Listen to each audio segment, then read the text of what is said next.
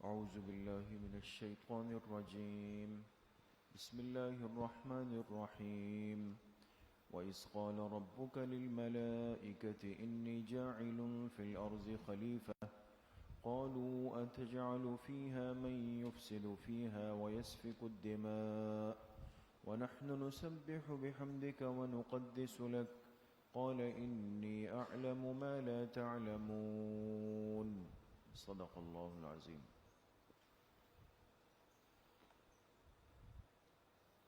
وَإِذْ قَالَ رَبُّكَ لِلْمَلَائِكَةِ،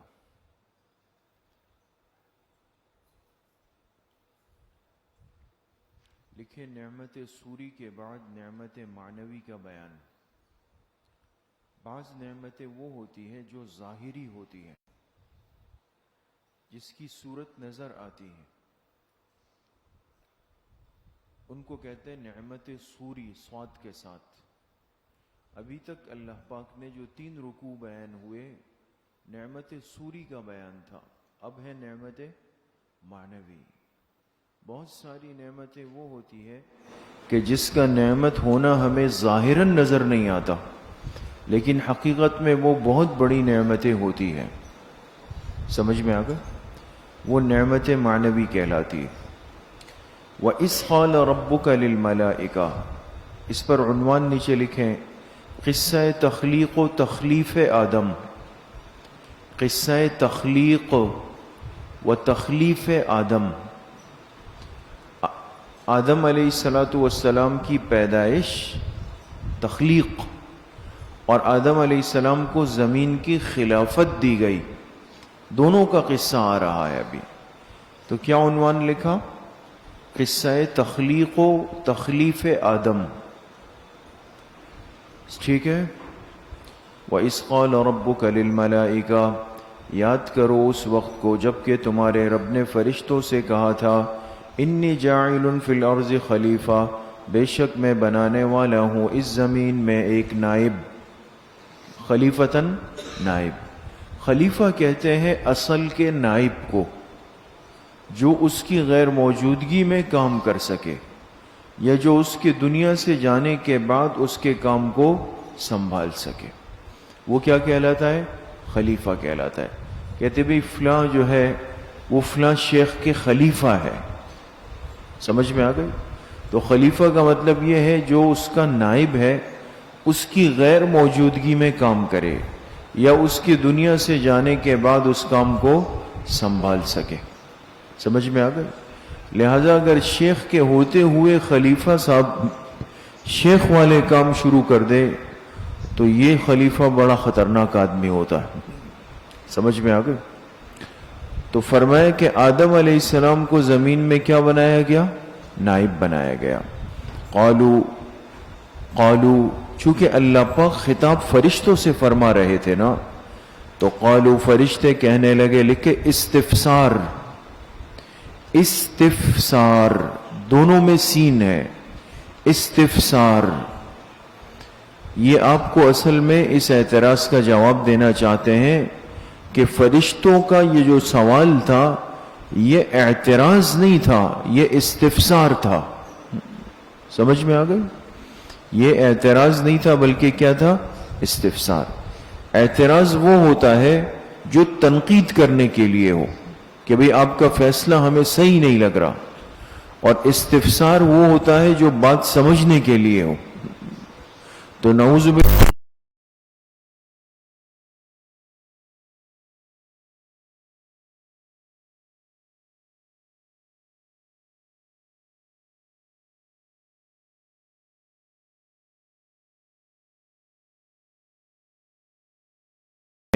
من یفسد فیہا، ایسی مخلوق کو جو زمین میں فساد پھیلائے، وَيَسْفِكُ الدِّمَاءَ، اور زمین میں خون بہائے۔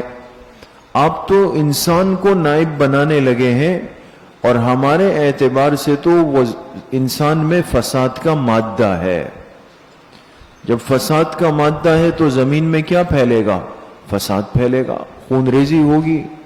تو ہمیں سمجھ نہیں آ رہا کہ آپ انسان کو نائب کیوں بنانا چاہتے ہیں. سمجھ میں آ گئی بات دوستو؟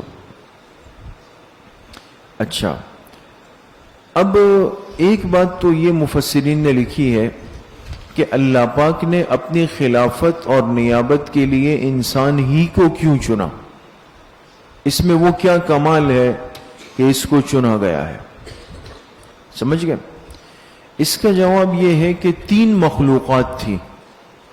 کتنی؟ 3 مخلوقات. ایک مخلوق تھی ملائکہ، ایک تھی جنات، اور ایک تھے انسان. جنات جو ہیں، ایک مسئلہ تو یہ کہ ان میں شرارت کا مادہ غالب ہے. شرارت کا کن میں؟ جنات میں. اور ہے بھی پوشیدہ،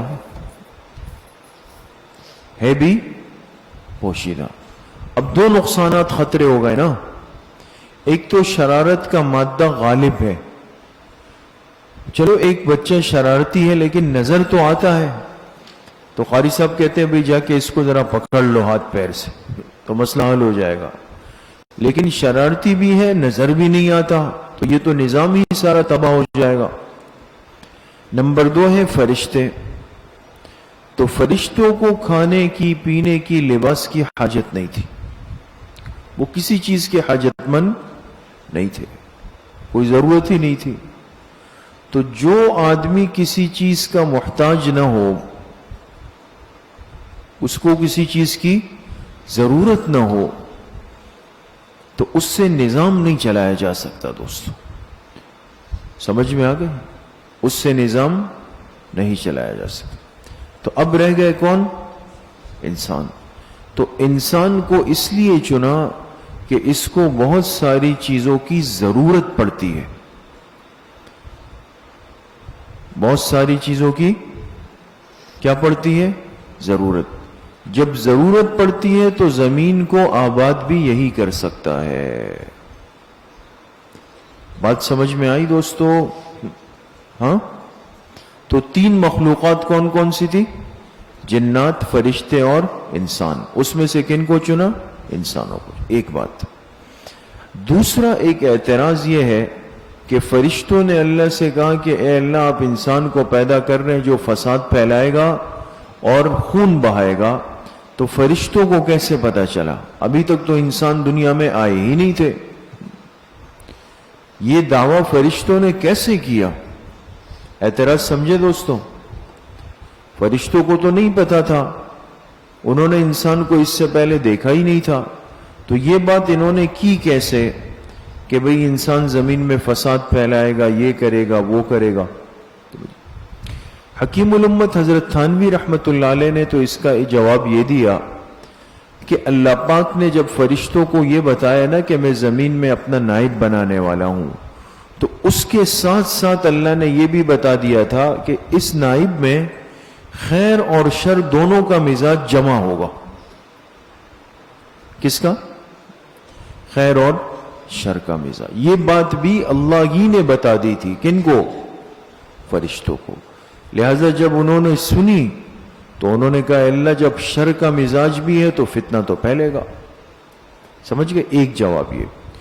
دوسرا جواب یہ دیا گیا کہ فرشتے جنات کے ساتھ وقت گزار چکے تھے. جنات تو پہلے سے پیدا ہوئے تھے نا، تو جنات کا شرارتی پن دیکھ چکے تھے. تو انہوں نے انسان کو بھی کس پہ قیاس کیا؟ جنات پہ قیاس کیا. جواب سمجھے؟ تیسرا ایک جواب یہ دیا گیا کہ فرشتے چونکہ نورانی مخلوق تھی، آسمانوں پہ ان کا آنا جانا تھا، انہوں نے لوح محفوظ پر یہ بات لکھی ہوئی دیکھی تھی کہ ایک مخلوق پیدا ہوگی جس کو انسان کہا جائے گا، اور اس میں خیر اور شر دونوں مادے جمع ہوں گے. یہ کہاں لکھا ہوا دیکھا تھا؟ لوح محفوظ پہ. 3 جوابات ہو گئے. چوتھا جواب ہمارے حضرت شیخ حضرت مولانا سرفراز خان صاحب رحمت اللہ علیہ نے دیا، اور بہت اہم جواب ہے کہ فرشتوں نے یہ استدلال لفظ خلیفہ سے کیا. یہ علمی جواب ہے دوستو. فرشتوں نے یہ استدلال کہاں سے کیا؟ ہاں، لفظ خلیفہ. کیوں؟ اس لیے کہ خلیفہ کی ضرورت وہاں پڑتی ہے جہاں نظام کو درست کرنا پڑے. جہاں نظام کو درست کرنا پڑے وہاں خلیفہ چاہیے. تو جب اللہ نے فرمایا نا میں ایک خلیفہ آدم علیہ السلام کو پیدا کرنے والا ہوں، تو اشارت النص سے خود بخود یہ بات سمجھ میں آ گئی کہ خلیفہ کی ضرورت تو وہاں پڑتی ہے جہاں نظام کو درست کرنا پڑے. تو نظام درست کرنے کا مطلب یہ کہ نظام خراب ہوگا پھر درست کرنا پڑے گا. سمجھ میں آ گئی بات دوستو؟ آگے چلیں. وَنَحْنُ نُسَبِّحُ بِحَمْدِكَ، لکھے اظہار نیاز مندی، اظہار نیاز مندی. فرشتوں نے اپنی نیاز مندی کا، عاجزی کا اظہار کیا. جو جتنے مقرب ہوتے ہیں نا دوستو، مقرب، وہ اتنا خوف زدہ رہتے ہیں.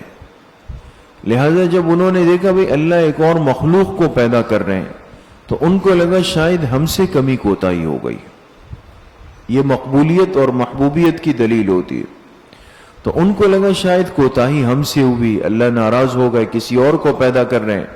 تو کہنے لگے وَنَحْنُ نُسَبِّحُ بِحَمْدِكَ، اے اللہ ہم تو تسبیح پڑھتے ہیں آپ کے حمد کی. حمدکا کے نیچے لکھے لسانن. یہ تسبیح کس طرح ہوگی؟ زبانی. ہماری تو زبانیں بھی آپ کی تسبیح میں لگی ہوئی ہے.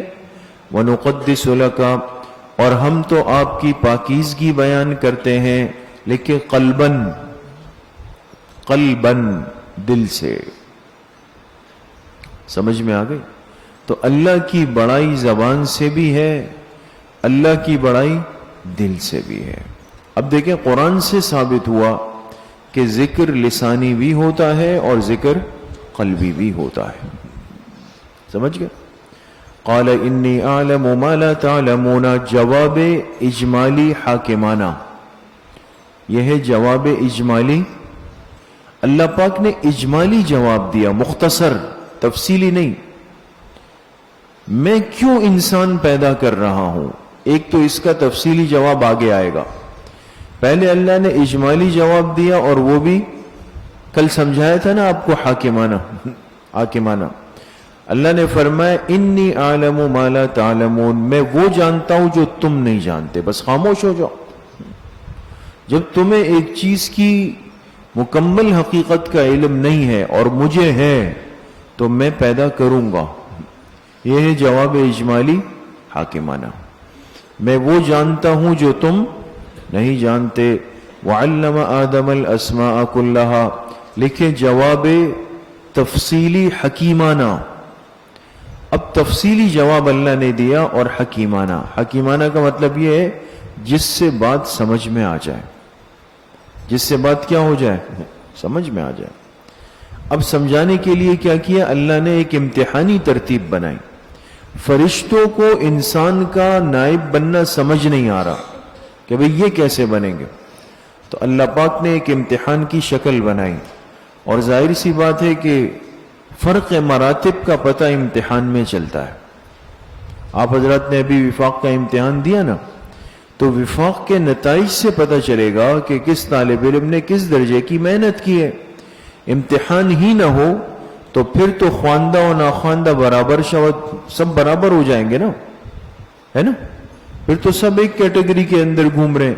جو بیچارہ رات 3 بجے تک پڑھ رہا تھا وہ بھی شیخ بنا ہوا ہے، اور جس نے بالکل نہیں پڑھا ہوا وہ بھی شیخ بنا ہوا ہے. فرق تو ہونا ہے. تو اللہ پاک نے ایک امتحانی نوعیت بنائی. کس طرح؟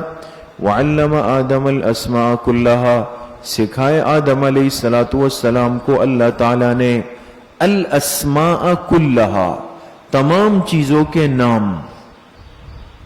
کیا سکھائے؟ تمام چیزوں کے نام. لکھے مصلح کے لیے علم کی ضرورت. مصلح کے لیے کس کی ضرورت ہوتی ہے؟ علم. جس آدمی نے اصلاح کا کام کرنا ہو نا دوستو، اصلاح کا، مصلح بنے، اس کو کس کی ضرورت ہے؟ یہ خشت اول ہے بنیاد اول ہے دوستو، اس پہ ناراض نہیں ہونا چاہیے، لیکن حقیقت یہ ہے کہ دین کے ہر شعبے کے لیے بنیاد اور مدار علم نبوت ہے۔ لہذا ایک آدمی مصلح و مرشد بنے، لیکن اس کے پاس اگر دین کا بنیادی علم نہیں ہے تو وہی تباہی مچا دے گا۔ سمجھ میں آ گئی؟ اہل بدعت کی تباہی کی وجہ کیا ہے؟ انہوں نے مصلحین یا تو عقیدت کی بنیاد پر بنائے، عقیدت کی بنیاد پر، یا ابنیت کی بنیاد پر بنائے۔ سمجھ گئے؟ علمیت کی بنیاد پر نہیں تھے۔ ایک آدمی شیخ اس لیے کہ میری اس سے عقیدت ہے، یا ایک آدمی شیخ اس لیے ہے کہ یہ فلاں بزرگ کا بیٹا ہے، تو عقیدت کو دیکھا یا ابنیت کو دیکھا، علمیت کو نہیں دیکھا۔ لہذا وہ آدمی آ کے منصب پہ بیٹھ گیا، اب اس کو الف سے با نہیں آتی، کلمہ صحیح نہیں پڑھتا، سورہ اخلاص صحیح نہیں پڑھتا، الٹی سیدھی ہانک رہا ہے، اور یہ نیچے بیٹھے ہوئے واہ واہ ماشاءاللہ کیا کہنے ہیں، ماشاءاللہ کیا کہنے ہیں۔ سمجھ گئے؟ یہ وہاں ہوتا ہے جہاں نری عقیدت ہوتی ہے، علمیت نہیں ہوتی۔ تو آدم علیہ السلام کو تمام چیزوں کے نام سکھائے، کس نے سکھائے؟ اللہ تعالیٰ نے۔ ثم عرضهم علی الملائکہ، غور کریں، پھر اللہ نے وہ چیزیں پیش کی، عرضهم، اس کے نیچے لکھے مسمیات۔ اسم اور مسمى کا فرق پتہ ہے؟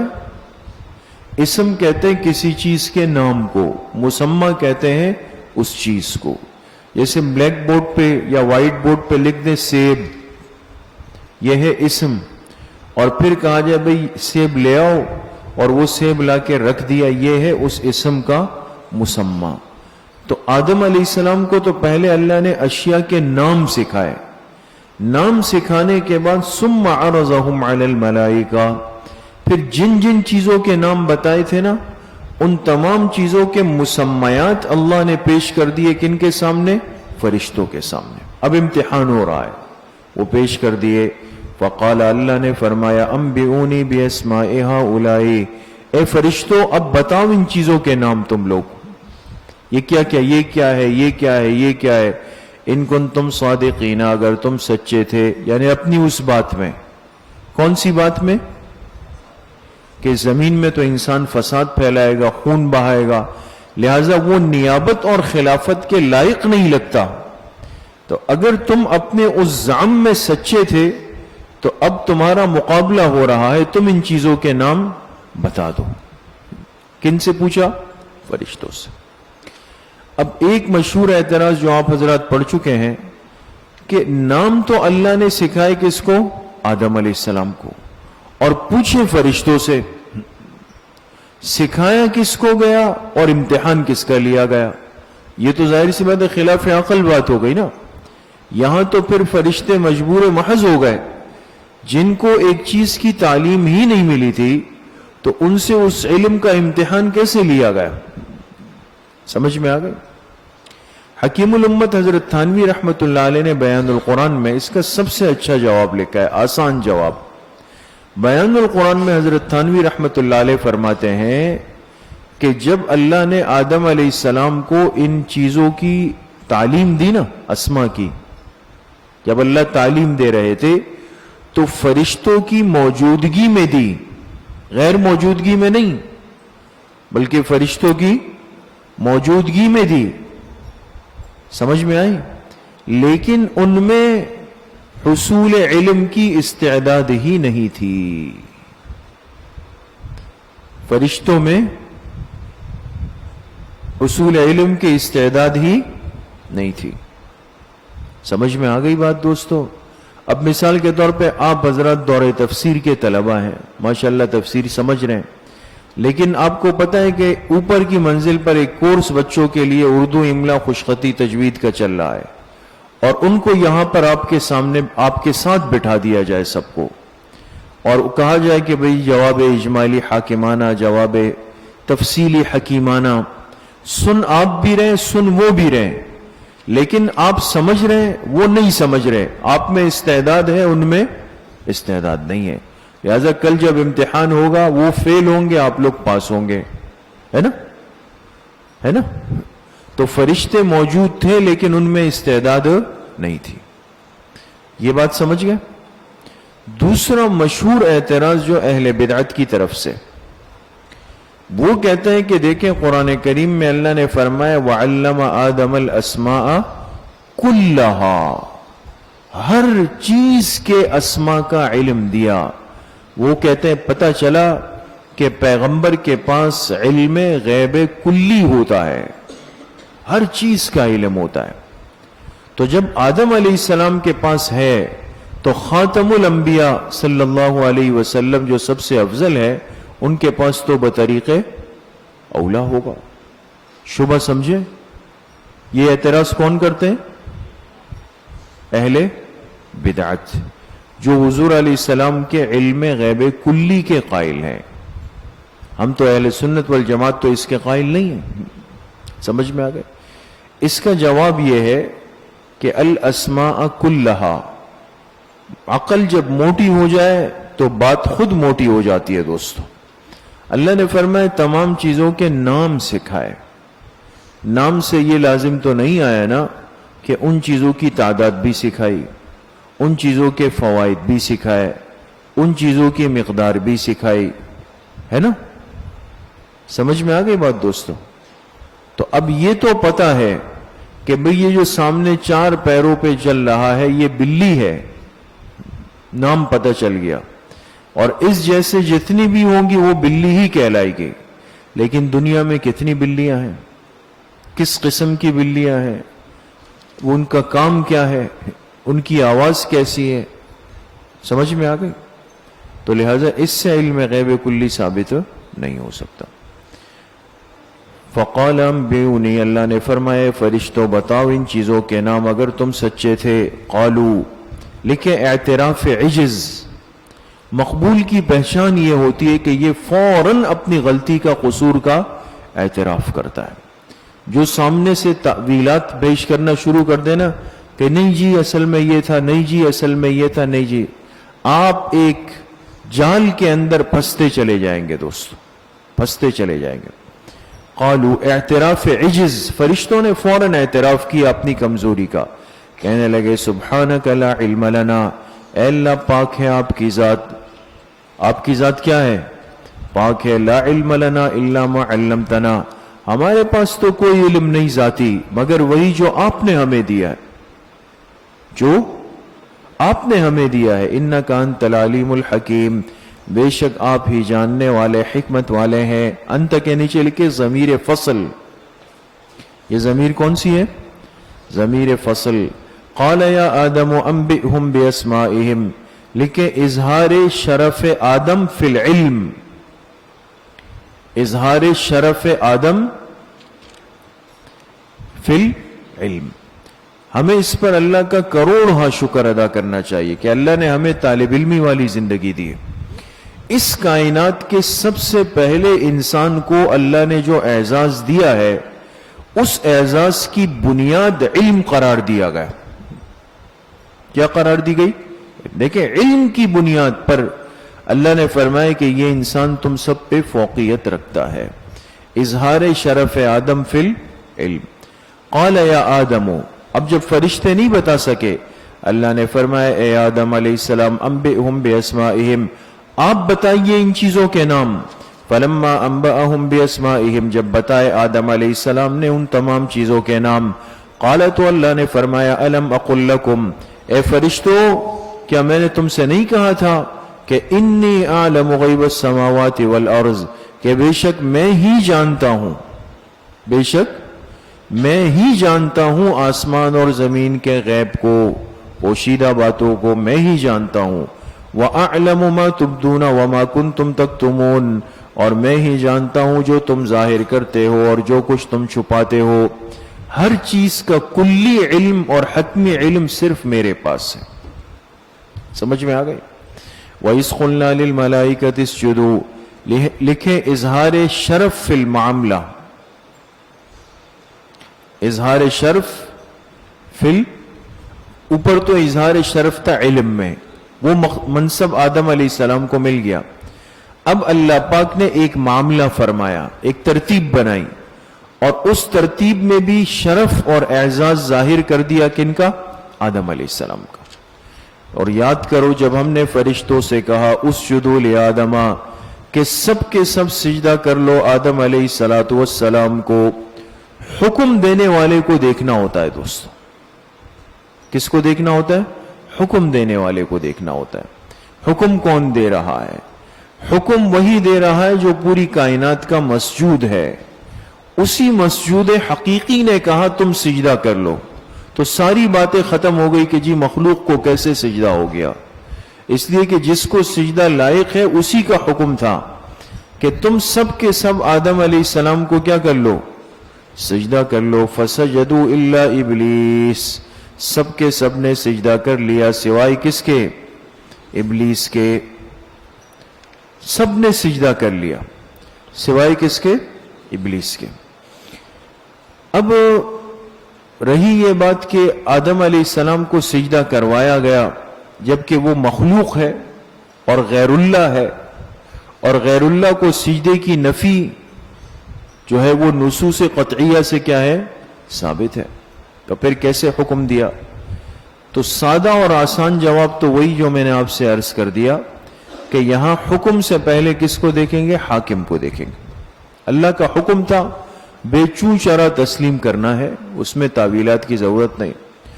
دوسرا ایک مشہور جواب یہ بھی ہے کہ یہ سجدہ تو تھا، یہ سجدہ جو تھا یہ سجدہ عبادت نہیں تھا بلکہ سجدہ تعظیمی تھا. کون سا سجدہ تھا؟ اور جو پچھلی تمام امتوں میں جائز تھا.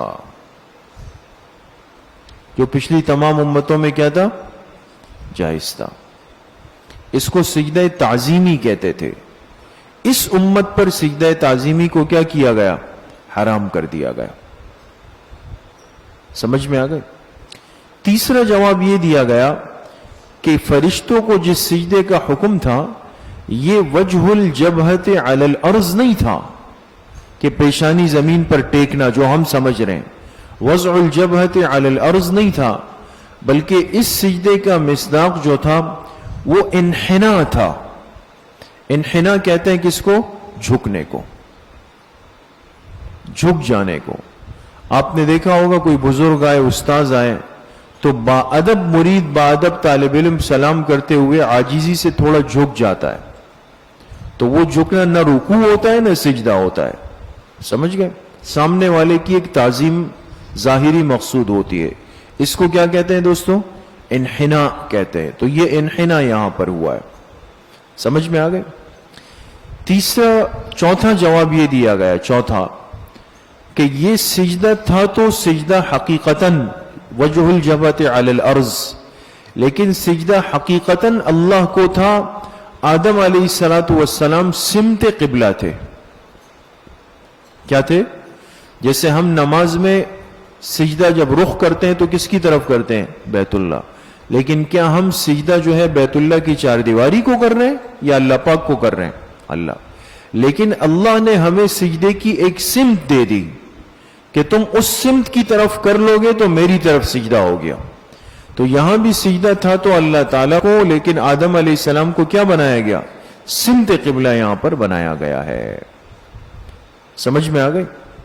اور ایک پانچواں جواب یہ دیا گیا کہ اسجدو، یہ جو امر ہے یہ انقادو کے معنی میں ہے. کس کے معنی میں؟ انقادو. تم سب کے سب آدم علیہ السلام کے منقاد بن جاؤ. منقاد کے معنی ہوتے ہیں انسان کسی کی پیروی کرنے لگ جائے، اس کی بات ماننے لگ جائے، اس کی بات ماننے لگ جائے، اس کو کہتے ہیں یہ منقاد ہے. کیا ہے؟ منقاد. تو آدم علیہ السلام کو سجدے کا مطلب پیشانی ٹیکنا نہیں تھی بلکہ ان کی اطاعت اور ان کی اتباع کرنا تھی. بات سمجھ میں آ گئی دوستو؟ آگے چلیں. سب نے سجدہ کر لیا سوائے کس کے؟ ابلیس کے. سوال یہ ہے کہ حکم فرشتوں کو تھا، ابلیس تو فرشتہ تھا ہی نہیں، تو جرم مجرم کیوں بنا؟ مجرم تو اس وقت ہوتا جب یہ فرشتوں میں ہوتا، لیکن وہ فرشتہ تو نہیں ہے، وہ تو ابلیس ہے، ناری ہے، نوری نہیں ہے۔ اشکال سمجھے دوستو؟ اس کا جواب یہ ہے کہ حکم فرشتوں کو تھا اور ان کے ساتھ ساتھ ابلیس اور شیطان کو مستقل حکم بھی دیا گیا تھا الگ سے۔ اور دلیل قرآن کریم کی وہ آیت ہے، ما منعک الا تسجد اذ امرتک۔ نہیں سمجھے بات؟ یہ ہے تفسیر القرآن بالقرآن۔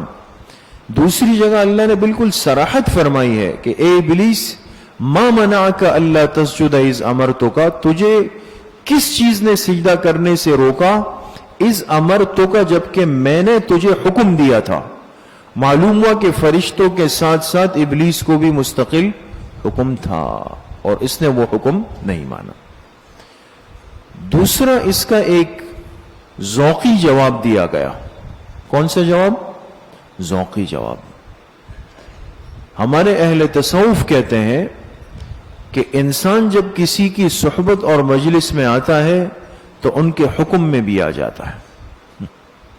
بات بڑی گہری ہے دوستو۔ انسان جب کسی کی صحبت اور مجلس میں آتا ہے تو ان کے حکم میں بھی آئے۔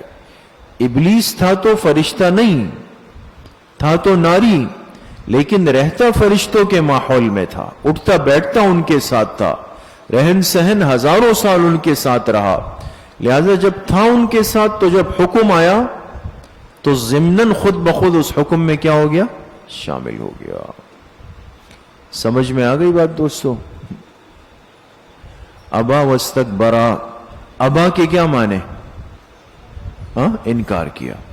ابلیس نے انکار کیا، واستکبرا اور تکبر کیا، دو الگ الگ باتیں ذکر کی گئی۔ دیکھیں، اس نے انکار بھی کیا اور انکار کی وجہ بھی کیا تھی؟ ایسا نہیں کہ اس کے پاس کوئی مضبوط دلیل تھی۔ بعض دفعہ انسان ایک کام نہیں کرتا اور اس کی وجہ اس کے دل کے دماغ کے شبہات ہیں، اعتراض ہے، دلیل ہے، تو اس دلیل کا ازالہ ہوگا۔ لیکن اس نے وضاحت کی کہ میں نہ کرنے کی وجہ کوئی دلیل نہیں ہے بلکہ تکبر ہے، میں بھی کچھ ہوں، میں خود کچھ ہوں۔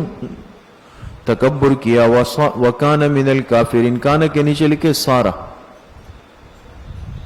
اور ہو گیا کس میں سے؟ کافروں میں سے، اس لیے کہ پہلے سے تو نہیں تھا نا، اب بنا۔ تو کانا کا ترجمہ اگر آپ فعل ناقص والا کریں گے تو پھر تھوڑا سا مسئلہ بنے گا، اور وہ کافروں میں سے تھا تو پہلے ہی تھا تو پھر تو اس نے یہی کرنا تھا۔ تو کانا کس کے معنی میں ہے؟ سارا کے معنی میں ہے۔ وہ ہو گیا کس میں سے؟ کافروں میں سے۔ بعض مفسرین نے لکھا کہ یہاں ابا واستکبرا الگ الگ الفاظ آئے۔ ابا اور استکبار میں فرق یہ ہے کہ جو انکار بلا عذر ہو وہ ابا کہلاتا ہے، اور جو انکار بالعذر ہو وہ کیا کہلاتا ہے؟ استکبار کہلاتا ہے۔ جس انکار کے ساتھ کوئی عذر پیش نہ کرے انسان، کوئی عذر بھی نہیں پیش کرے، وہ کیا ہے؟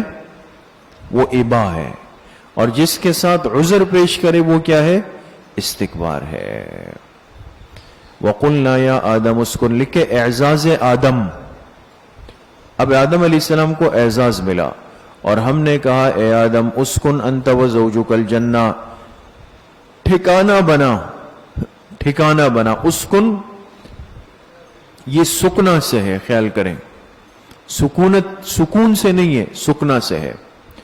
ٹھکانہ بنائیں آپ بھی اور آپ کی بیوی بھی، الجنت، کس کو؟ کس کو؟ جنت کو ٹھکانہ بنائیں۔ جنت سے مراد وہی جنت ہے جو دار الثواب ہے، جو قیامت میں اللہ ایمان والوں کو دیں گے، اور اللہ ہم سب کو نصیب فرمائے۔ دار الثواب نا، تو جنت سے مراد کیا ہے؟ دار الثواب، وہی مراد ہے۔ یہ بات زور دے کے اس لیے کہی گئی کہ معتزلہ جو عقل پرست تھے انہوں نے یہاں پر جنت کا ترجمہ کیا فلسطین کے باغ سے، اس لیے کہ کل کے درس میں بات آئی کہ ان کے نزدیک تو جنت و جہنم ابھی بنی ہی نہیں ہے نا، تو آخرت کا معاملہ ہے۔ تو یہ جگہ تو ان پر اعتراض ہے کہ آدم علیہ السلام کون سی جنت میں رہ رہے تھے، تو وہ کہتے ہیں اصل میں یہ فلسطین میں ایک باغ تھا اور اس باغ کو جنت کہتے تھے، تو لہذا یہ وہ مراد ہے یہاں پر. سمجھ میں آ گئے؟ تو اس لیے اس جنت سے مراد وہ فلسطین والا باغ نہیں ہے دوستو، بلکہ اس سے مراد کیا ہے؟ دار الثواب ہے. وَكُلَا مِنْهَا رَغَدًا حَيْثُ شِئْتُمَا، اور تم دونوں کھاؤ منہا اس جنت میں سے، رغدن فراخی کے ساتھ. رغد کے معنی کیا ہے؟ فراخی کے ساتھ. ایک چیز وہ ہوتی ہے نا جس میں لمٹ ہو، ایک چیز ان لمیٹڈ ہوتی ہے، اس کا کوئی حد ہی نہیں ہے. کا فراخی کے ساتھ کھاؤ. حیث شئتما، جہاں سے تم دونوں چاہو. حیثو، یہ حیثو یہ مکانی ہے دوستو، جہاں سے تم دونوں چاہو، جہاں سے چاہو کھاؤ. ہاں وَلَا تَقْرَبَا هَذِهِ الشَّجَرَةَ، تم دونوں اس پودے کے، اس درخت کے قریب مت آنا. اس درخت کے قریب ایک کا مستثنا ہوا کہ سب جگہ جاؤ، کھاؤ پیو سب کچھ کرو، اس پودے کے قریب مت آؤ. یہ پودا بعض نے کہا گندم ہے، بعض نے کہا انگور کا تھا، لیکن راجح قول یہی ہے کہ ابہموا ما ابہمہ اللہ، ابہموا ما ابہمہ اللہ، جس چیز کو اللہ نے مبہم رکھا ہم بھی مبہم رکھیں گے کہ وہ کون سا درخت تھا، وہ آخرت میں پھر فیصلہ ہو جائے. تو کہا اس درخت کے قریب مت آؤ ورنہ فتکونا من الظالمین، ہو جاؤ گے تم دونوں قصور واروں میں سے. ظالم کا ترجمہ یہاں ظالم سے نہیں ہوگا، ترجمے میں آداب کی رعایت رکھنا بہت ضروری ہے دوستو، سمجھ گئے؟ لہذا ہلکا ترجمہ کریں گے پھنس جائیں گے وہاں پہ. تو لہذا ہو جاؤ گے تم دونوں کس میں سے؟ قصور واروں میں سے. فَأَزَلَّهُمَا الشَّيْطَانُ، اب آدم علیہ السلام اور حضرت حوا جنت میں، شیطان تو ذلیل خائب و خاسر ہو گیا، اس سے برداشت نہیں ہوا. فَأَزَلَّهُمَا الشَّيْطَانُ عَنْهَا، پس شیطان نے ان دونوں کو پھسلا دیا. کیا کر دیا؟ پھسلانا اردو میں کہتے ہیں کہ باتوں میں الجھا کر غلطی کرا دینا، باتوں میں الجھا کے غلطی کر. شیطان نے ان دونوں کو پھسلا دیا، عنہا اس جنت سے پھسلا دیا، باتوں میں لگا دیا. لہذا نتیجے کیا نکلا؟ فاخرجہما، ان دونوں کو نکال دیا، مما اس عیش سے. مما کا ترجمہ کیا ہوگا؟ اس عیش سے نکال دیا، کانا فی، جس میں وہ دونوں رہتے تھے. جس میں وہ دونوں رہتے تھے اس عیش سے کیا کیا؟ آگے انشاءاللہ آپ حضرات سورہ اعراف تو ہو گئی نا آپ حضرات کی، اس میں تفصیل بھی ہے کہ اس نے آ کے کہا کہ یہ درخت پتہ ہے کیوں منع کیا؟ یہ درخت خلد ہے، اگر تم نے اس کا پھل کھایا تو ہمیشہ ہمیشہ دیکھو جنت میں رہو گے. تو بتاؤ اللہ کا قرب تمہیں چاہیے ہمیشہ یا نہیں؟ تو انہوں نے کہا چاہیے. تو کہا پھر بسم اللہ کریں، پھر کھائیں اس میں سے. تو شیطان نے غلط باتیں کی، قسم کھائی، وقاسمہما، ہے نا، اور صرف یہ نہیں کہا بلکہ قسم بھی کھائی اس پر. تو جو شریف اور دیندار آدمی ہوتا ہے یہ ہمیشہ قسم کو قبول کرتا ہے دوستو، ہے نا. شریف آدمی جو ہوتا ہے سامنے والے کی قسم کو قبول کرتا ہے. اس لیے کوئی کہتا ہے قسم اللہ کے نام کی ہوتی ہے، اور مسلمان اللہ کے نام پر جھوٹی قسم نہیں کھا سکتا. اب ہم کراچی والے کسی کی قسم کو بھی نہیں مانتے نا، اس لیے کہ ہمیں پتہ ہے کہ یہاں قسم جو ہے وہ کس عنوان پہ ہوتی ہے. تو اس کا مطلب یہ ہوا کہ ہم شریف نہیں ہیں. سمجھ میں آ گئی؟ وَقُلْنَا اهْبِطُوا بَعْضُكُمْ لِبَعْضٍ عَدُوٌّ، لکھے حکم حاکمانہ، چونکہ اللہ نے تو منع کیا تھا نا، اللہ نے تو منع کیا تھا نا اس درخت کے قریب مت جاؤ ورنہ محروم ہو جاؤ گے. انہوں نے استعمال کر لیا، جب استعمال کر لیا تو نقصان ہو گیا، جنت کی پوشاک، جنت کا لباس اتر گیا. اب جنت سے نکلنے کا حکم آیا.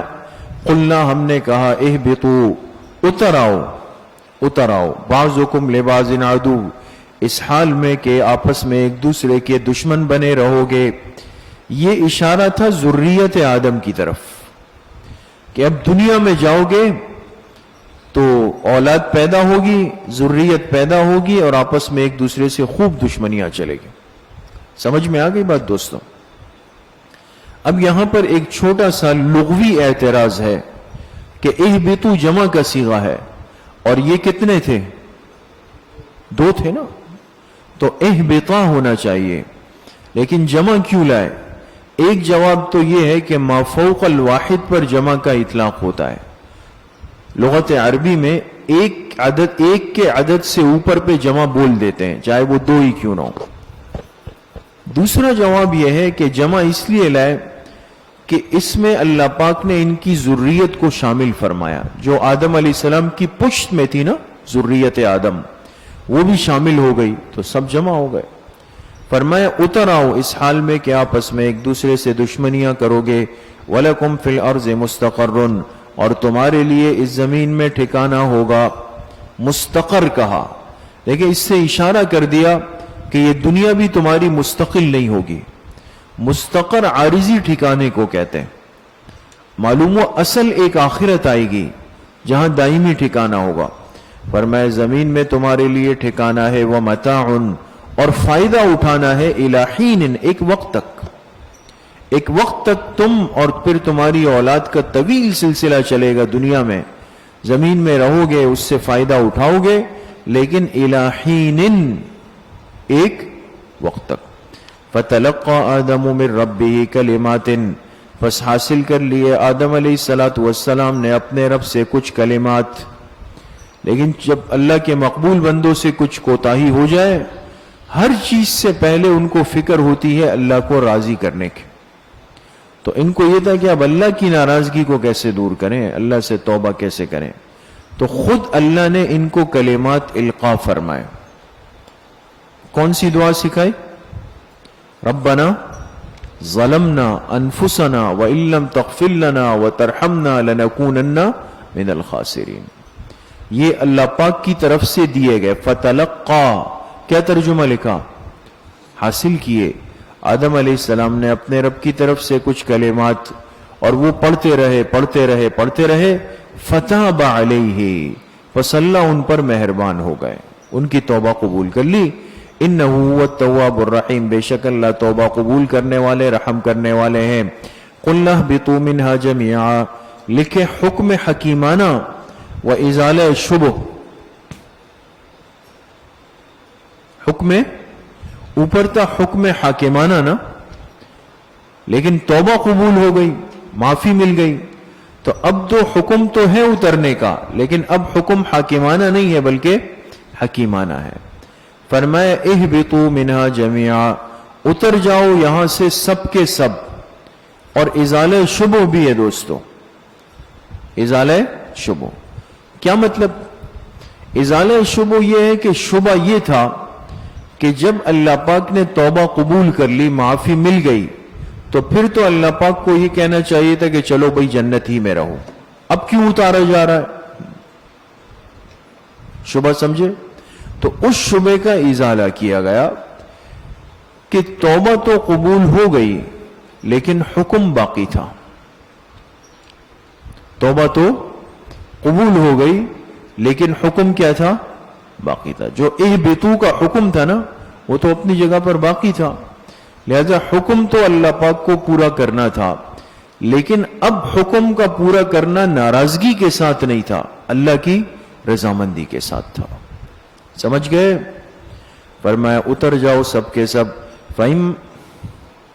فَإِمَّا يَأْتِيَنَّكُم مِّنِّي هُدًى، پس آ جائے تمہارے پاس میری طرف سے ہدایت، جب آ جائے تمہارے پاس میری طرف سے ہدایت، فَمَن تَبِعَ هُدَايَا، جس نے میری بھیجی ہوئی ہدایت کی اتباع کی، میرے پیغمبر دنیا میں آئیں گے جنہوں نے ان کی ہدایت کی اتباع کی، فَلَا خَوْفٌ عَلَيْهِمْ وَلَا هُمْ يَحْزَنُونَ، لکھے انجام متبعین، جو متبع بنتے ہیں، اتباع کرتے ہیں، ان کا انجام کیا ہوتا ہے؟ فرمایا جنہوں نے میری ہدایت کی اتباع کی، نہ ان پر کوئی خوف ہوگا، وَلَا هُمْ يَحْزَنُونَ، اور نہ وہ غمگین ہوں گے، نہ ان پر خوف ہوگا اور نہ وہ غمگین ہوں گے۔ خوف اور حزن کا فرق آپ حضرات نے پڑھا ہوگا سورہ اعراف میں۔ خوف ہوتا ہے ماعات کا، ماعاتن، آنے والی چیز کا جو خوف ہوتا ہے، ڈر ہوتا ہے، وہ خوف کہلاتا ہے۔ سمجھ میں آ گئی؟ اور حزن کہتے ہیں مافات کا، جو کہ ہاتھ سے نکل چکا ہے، اس کو کیا کہیں گے؟ حزن کہیں گے۔ اب وفاق کے آنے والے نتیجے کا خوف ہے، آپ کو خوف ہے نا، خوف ہے کہ بھئی کیا نتیجہ نکلے گا اس کا۔ اور حزن یہ ہے کہ اگر میں مزید محنت کر لیتا تو وہ والا سوال بھی کر لیتا، ہے نا؟ تو ہاتھ سے نکلی ہوئی چیز کا غم ہوتا ہے، اور آنے والے حالات کا کیا ہوتا ہے؟ خوف ہوتا ہے۔ تو فرمائے جو مان کر چلے گا نہ اس پر خوف ہوگا اور نہ ان پر کوئی غم ہوگا۔ یہاں پر ایک علمی اعتراض ہے چھوٹا سا دوستو، اور ہے اہم اعتراض۔ یہاں نفی کی گئی کہ نہ خوف ہے اور نہ کوئی غم ہے۔ کئی روایات کے اندر آتا ہے کہ قیامت کے دن جب میدان محشر قائم ہوگا تو پیغمبروں پر بھی ایک خوف طاری ہوگا۔ عام انسان تو عام، اللہ کے جو پیغمبر ہوں گے ان پہ بھی کیا ہوگا؟ خوف ہوگا۔ اور یہاں کیا فرمایا کہ لا خوف علیہم ولا ہم یحزنون۔ اس کا جواب یہ ہے کہ قیامت کے دن جس خوف کی بات کی گئی اس کا مصداق وہ رعب ہے، اس کا مصداق وہ رعب ہے جو مکان اور محل کی وجہ سے انسان پر آتا ہے۔ مکان اور محل کی وجہ سے کیا ہوتا ہے؟ انسان پر آتا ہے۔ اور اس کی مثال ہمارے مفسرین نے یہ دی کہ ایک چور کو چوری کے جرم میں پکڑا جائے، پکڑا گیا، ہتھکڑی ڈالی گئی، کل عدالت میں پیش کیا جائے گا، ٹھیک ہے؟ اس نے چوری کی ہے، اور ایک آدمی جا رہا تھا کہ شور مچ گیا، چور چور چور، آ کے اس کو پکڑ لیا، اس نے کچھ بھی نہیں کیا تھا، اس کو بھی ہتھکڑی ڈالی گئی۔ بھئی کل عدالت بات سنے گی، پھر فیصلہ کرے گی۔ اب جو پہلا والا حقیقی چور ہے اس کو تو خوف ہے، اس لیے کہ اس کو تو رنگے ہاتھوں پکڑا گیا۔ جو دوسرا آدمی ہے اس کو یہ خوف تو نہیں ہے کہ میرے خلاف کوئی ثبوت ہے، اس بارے میں تو مطمئن ہے، لیکن عدالت میں حاضر ہونے کا ایک رعب اس پر ہے نا؟ تو انبیاء یا صالحین پر جو قیامت کا خوف ہے تو اس سے مراد رعب ہے اس دن کا اور اللہ کے سامنے کھڑے ہونے کا۔ سمجھ میں آ گئی؟ والذین کفروا وکذبوا بآیاتنا، لکھے انجام معرضین، انجام معرضین جو اعراض کرتے ہیں ان کا انجام۔ فرمایا جن لوگوں نے کفر کیا، کفروا کے نیچے لکھے بالجنان، بالجنان کس کو کہتے ہیں؟ جن کے بڑے بھائی کا نام ہے؟ ہاں، دل کو کہتے ہیں، دل دل دل دل کو جنان کہتے ہیں، ہاں خیال کریں۔ جن لوگوں نے کفر کیا یعنی دل سے، وَكَذَّبُوا بِآيَاتِنَا، اور ہماری آیتوں کو جھٹلایا، باللسان، تکذیب لسان سے ہوتی ہے۔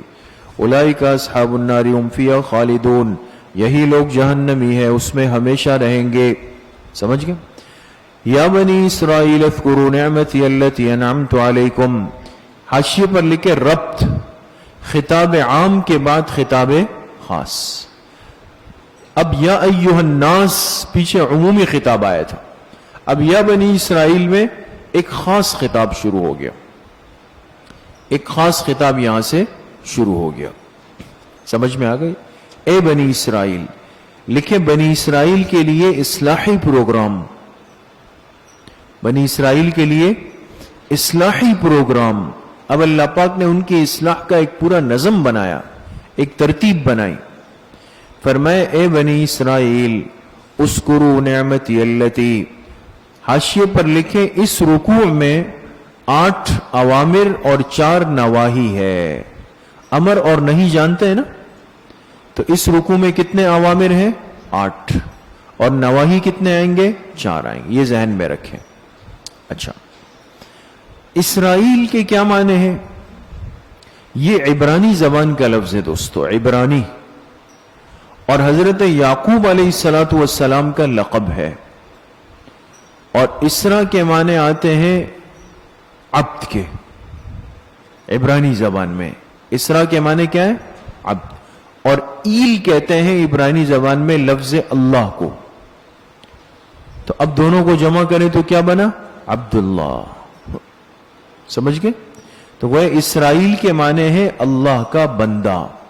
یہ یعقوب علیہ الصلوۃ والسلام کا لقب تھا. سمجھ میں آ گئی؟ ٹھیک ہے.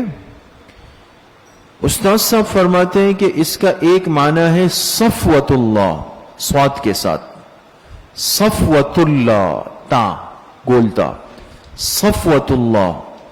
صفوت اللہ کہتے ہیں اللہ کے برگزیدہ کو. اللہ کے برگزیدہ کے معنی چنا ہوا. ٹھیک. یا بنی اسرائیل اذکروا نعمتی التی انعمت علیکم، اللہ نے فرمایا اے بنی اسرائیل یاد کرو میری اس نعمت کو جو میں نے تم پر کی. اذکروا کے نیچے لکھے امر نمبر 1، امر نمبر 8 اوامر آئیں گے نا. پہلا امر یہ آیا کہ اللہ نے فرمایا میری ان نعمتوں کو یاد کرو جو میں نے تم پر کی. وَأَوْفُوا بِعَهْدِي امر نمبر 2، اور تم پورا کرو مجھ سے کیے ہوئے وعدے کو.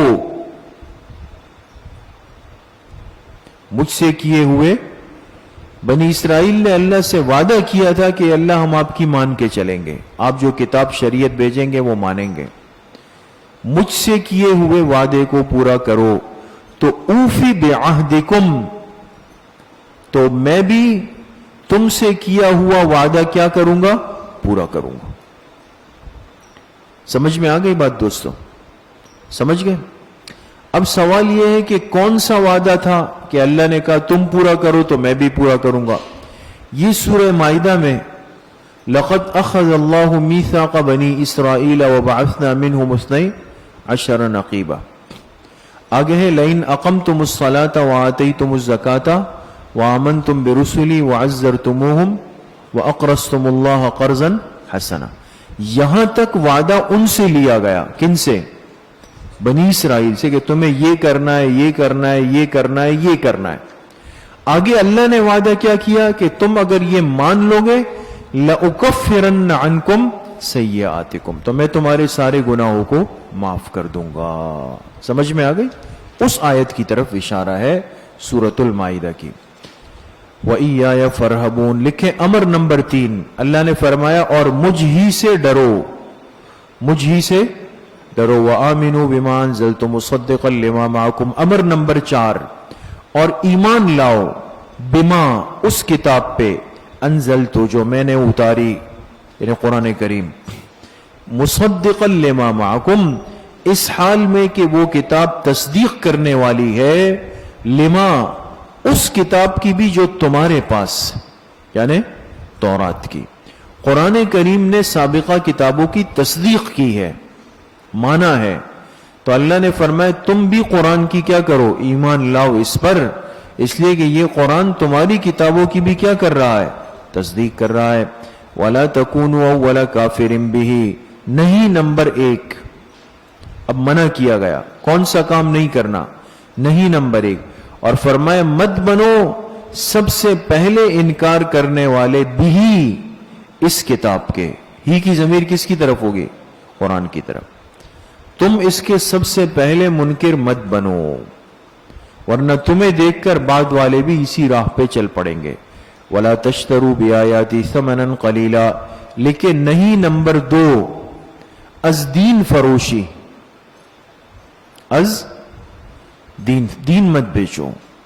اور فرمایا تم مت بیچو میری آیتوں کو تھوڑی قیمت کے بدلے میں. کس کے بدلے میں؟ تھوڑی قیمت. یہ یہود کے علماء تھے نا، یہ سخت قسم کے دنیا پرست تھے دوستو، لفافہ پرست تھے.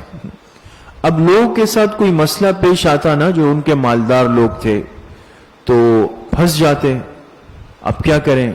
تو اپنے ساتھ ایک موٹا سا لفافہ لے گئے اپنے عالم کے پاس اور ان سے کہا مجھ سے یہ گناہ ہوا ہے تو تورات میں کیا لکھا ہے؟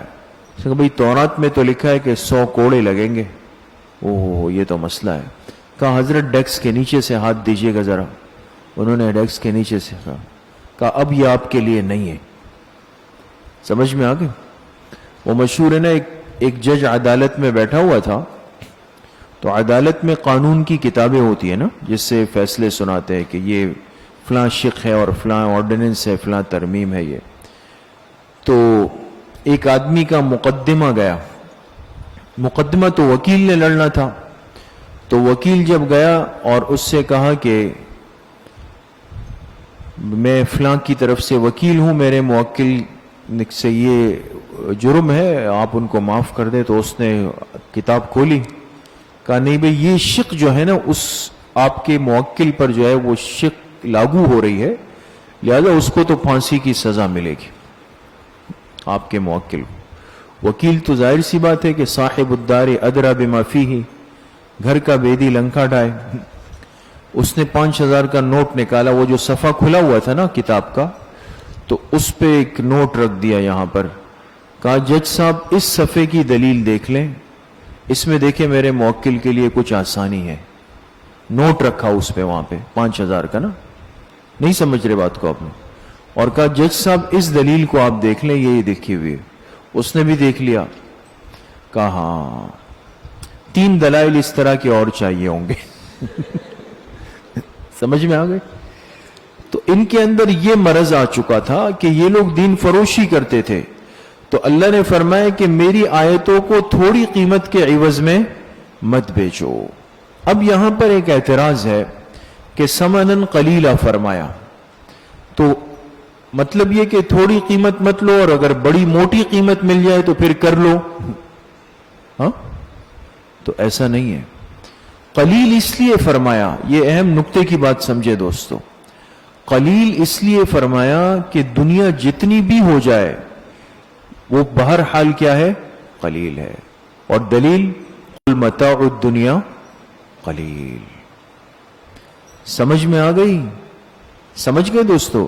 تو قرآن کی تعبیر کو بھی سمجھنا ہوتا ہے. لہذا قلیل کی نفی سے کثیر کی اجازت نہیں مل رہی, لیکن دنیا ہے ہی قلیل. تو قرآن کریم میں نا وَلَا تَقُلْ لَهُمَا اُفٍّ, اللہ پاک نے ماں باپ کا حق بتایا نا کہ ماں باپ کو اف تک مت کہو. اف یعنی زبان سے.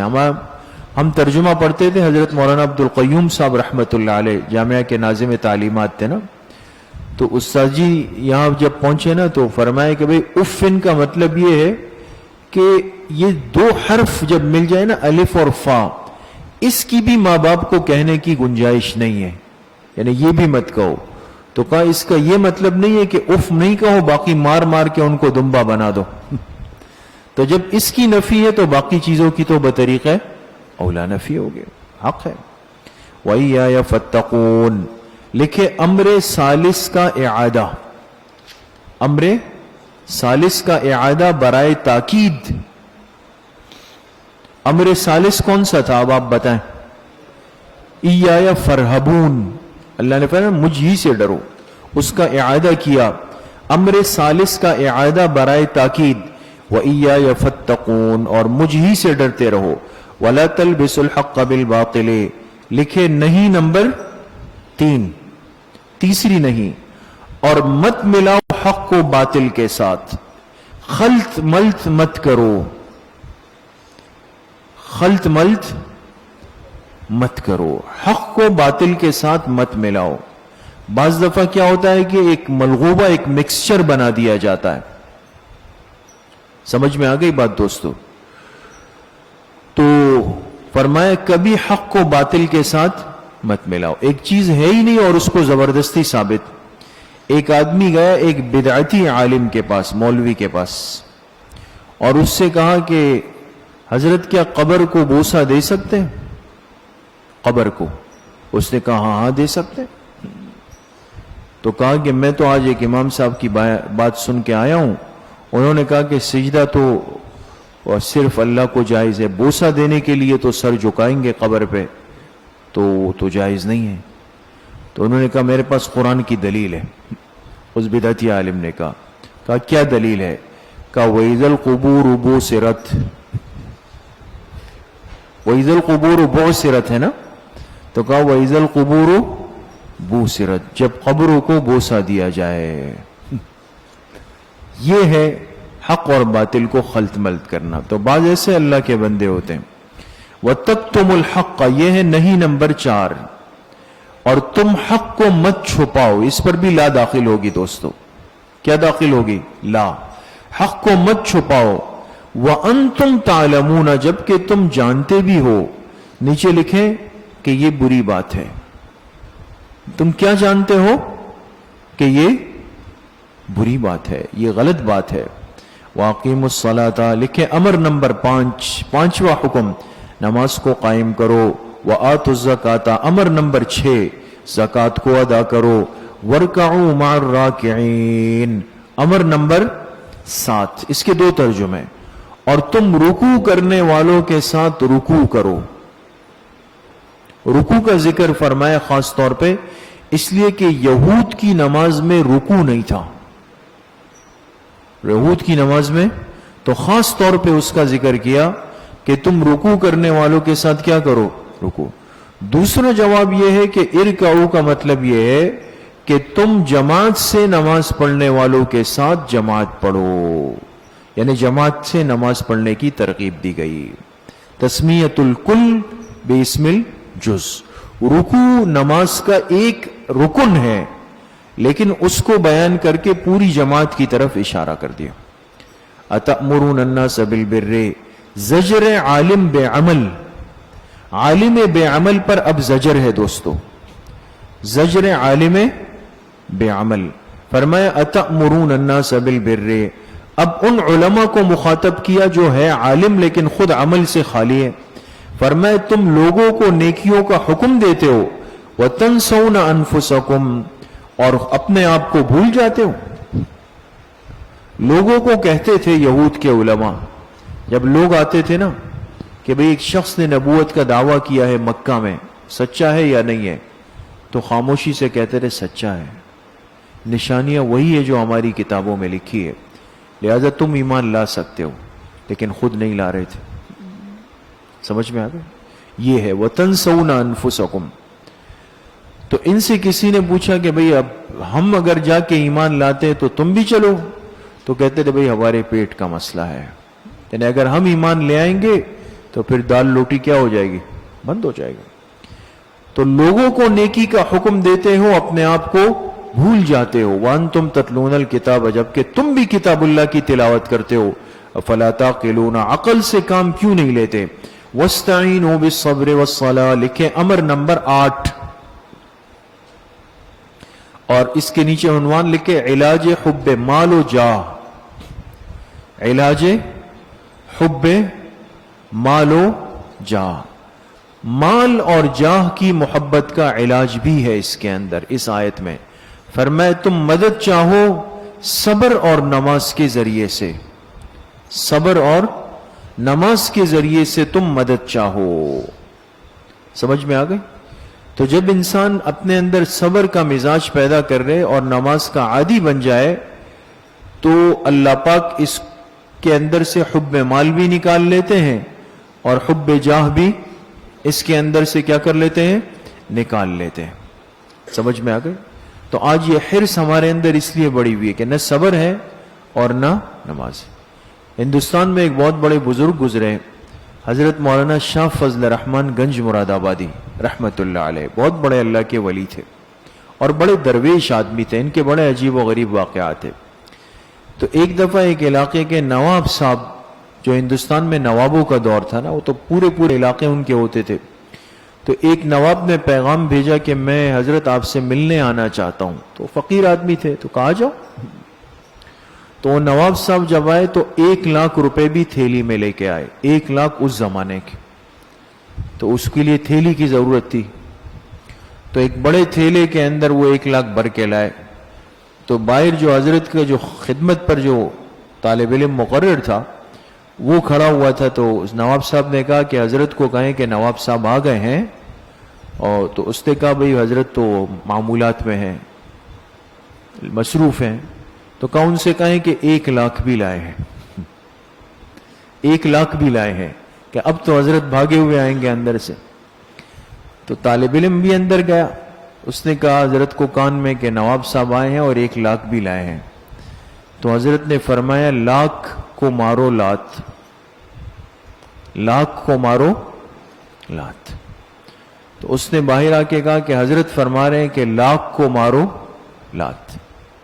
وہ بڑا پریشان ہو گیا. تو اس نے کیا کیا، جا کے سارے پیسے حضرت کے جوتوں میں ڈال دیے، بھر دیے. تو پھر جب حضرت فارغ ہو کے آئے تو کہا دیکھو میں تو کہتا تھا کہ اس کو لات مارنی ہے، اس نے خود وہیں پہ رکھ دی. لیکن اس کے لیے بڑا جگرا چاہیے دوست.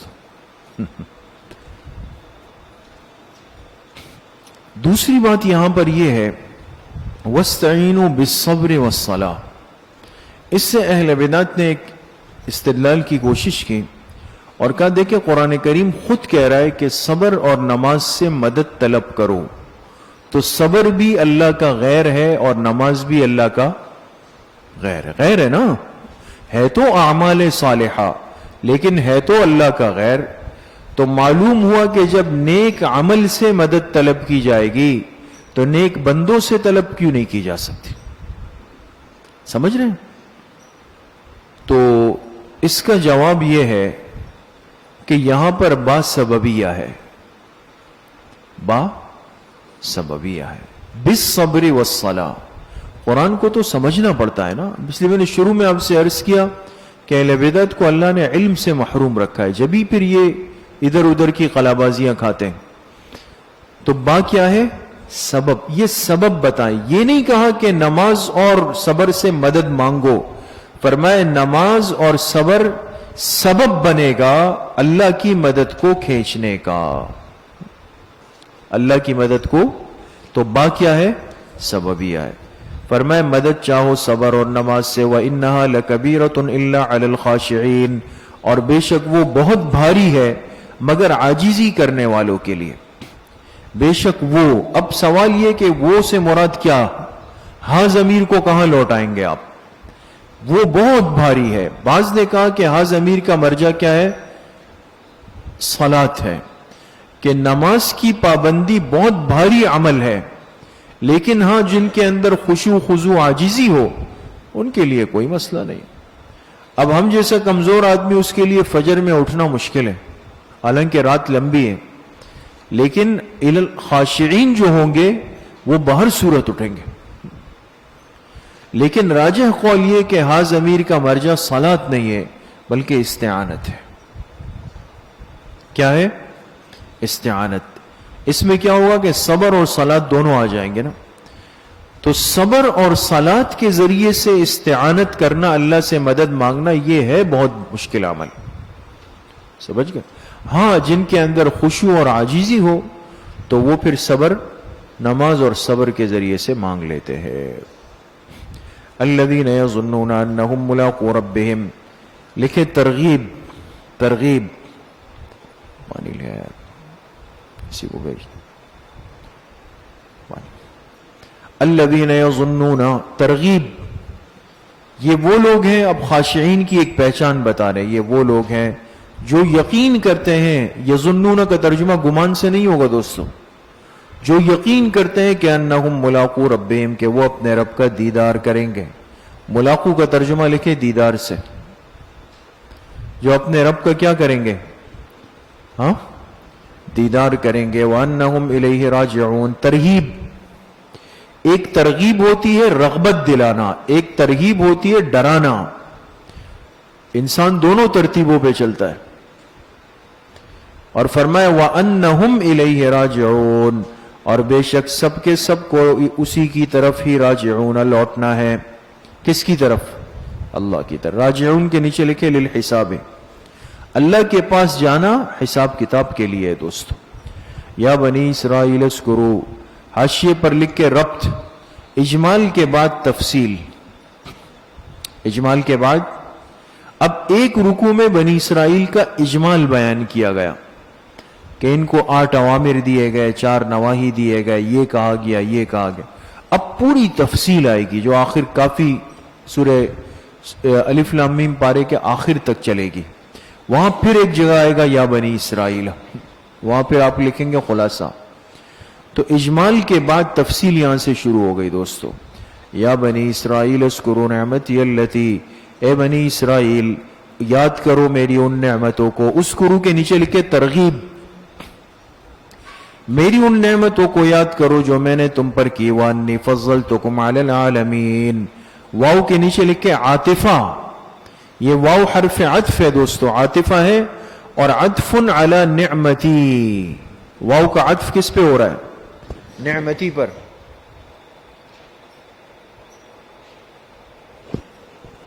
کس پہ ہو رہا ہے؟ نعمتی پر واو کا عطف ہو رہا ہے. یعنی تم یاد کرو میری نعمت کو بھی، اور تم یاد کرو اس بات کو بھی کہ انی فضلتکم علی العالمین، بے شک میں نے تمہیں فضیلت دی تمام جہان والوں پر. یہ اللہ کن سے کہہ رہے ہیں؟ بنی اسرائیل سے کہہ رہے ہیں.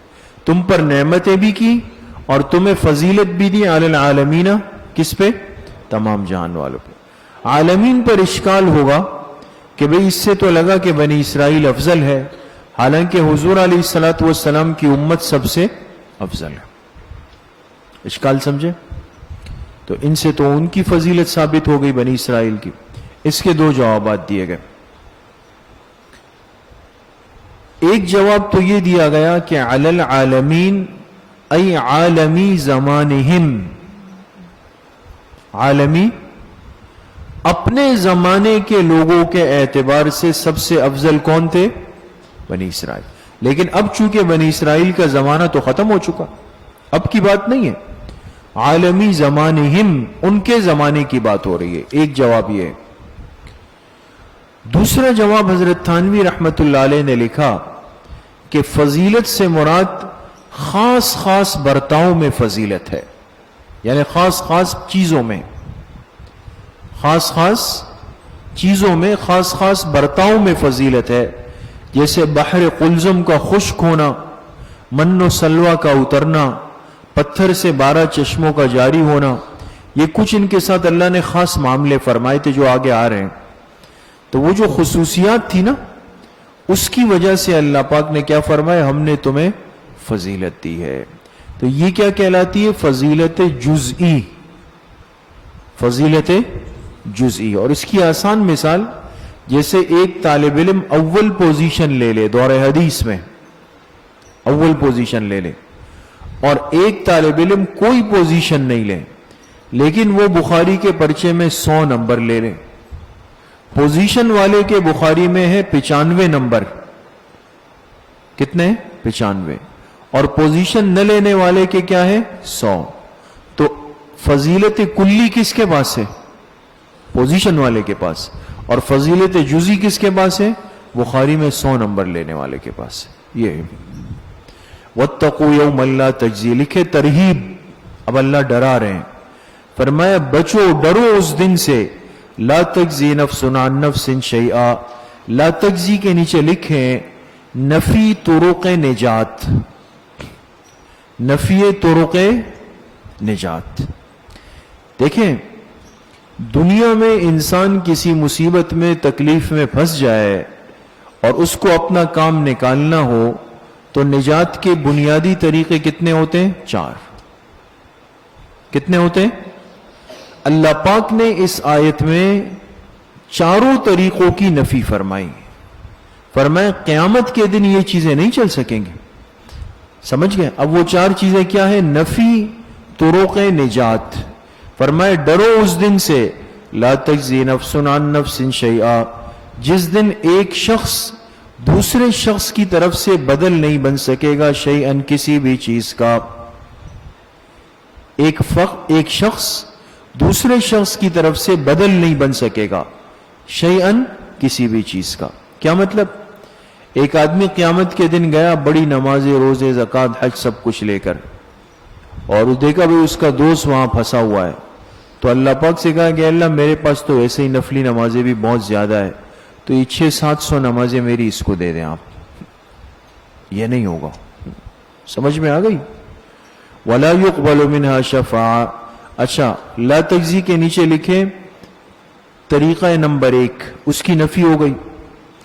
وَلَا يُقْبَلُ نمبر 2، اور نہ قبول کیا جائے گا اس کی طرف سے سفارش. یہاں تو سفارش ہے نا، کہ بھئی فون آ گیا کہ جی میں نے بھیجا ہے، یا پرچی پر لکھ دیا کہ جی میں نے بھیجا ہے، تو مجبور ہے اب ماننا پڑے گا. وہاں نہ پرچیاں ہیں نہ فون ہے دوستو، سب چیزیں روک دی جائیں گی. وَلَا يُؤْخَذُ مِنْهَا عَدْلٌ نمبر 3، اور نہ لیا جائے گا ان سے کوئی معاوضہ مالی، کوئی معاوضہ دنیا میں تو جہاں کام نہیں بنے تو لوگ کہتے ہیں قائد اعظم کو بیچ میں لایا جائے، کام بنے گا، جیسے ابھی آپ لوگوں نے سنا، لیکن وہاں کوئی معاوضہ مالی نہیں ہوگا۔ وَلَا هُمْ يُنصَرُونَ، نمبر 4، اور نہ ان کی مدد کی جا سکے گی، نہ ان کی، کیا مطلب؟ یعنی اللہ پہ کوئی زور نہیں ہوگا کہ کوئی زبردستی چھوڑا دے۔ دنیا میں تو یہ کہ زور دباؤ ڈال دیا اور اپنے مجرم کو، چور کو، ڈاکو کو، اس کو چھوڑا کے لے گئے، دباؤ ڈال دیا، زبردستی۔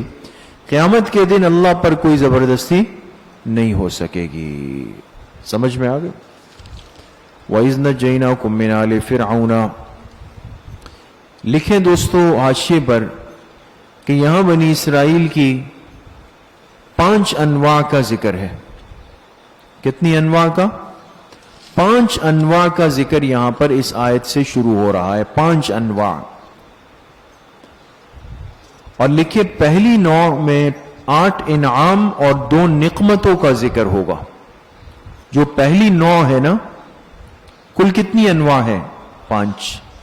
پہلی نوع میں 8 انعامات کا اور 2 نقمت۔ نقمت کہتے ہیں سزا کو، جو انعام کی ضد ہے۔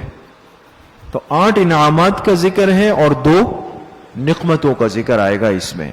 وَإِذْ نَجَّيْنَاكُمْ، لکھیں نوع اول و انعام نمبر 1، نوع اول و انعام نمبر 1۔ اور یاد کرو نجیناکم، جب ہم نے تمہیں نجات دی، بنی اسرائیل کو اللہ پاک فرما رہے ہیں، جب ہم نے تمہیں نجات دی، من آل فرعون، کن سے؟ فرعونیوں سے۔ جب ہم نے تمہیں نجات دی، کس سے؟ فرعونیوں سے نجات دی۔ کس طرح نجات دی؟ یسومونکم سوء العذاب، کہ وہ تمہیں بدترین تکلیفیں پہنچاتا تھا۔ فرعون کیا کرتا تھا؟ بنی اسرائیل کو غلام بنایا ہوا تھا نا اپنا، فرعون نے بدترین تکلیفیں پہنچاتا تھا۔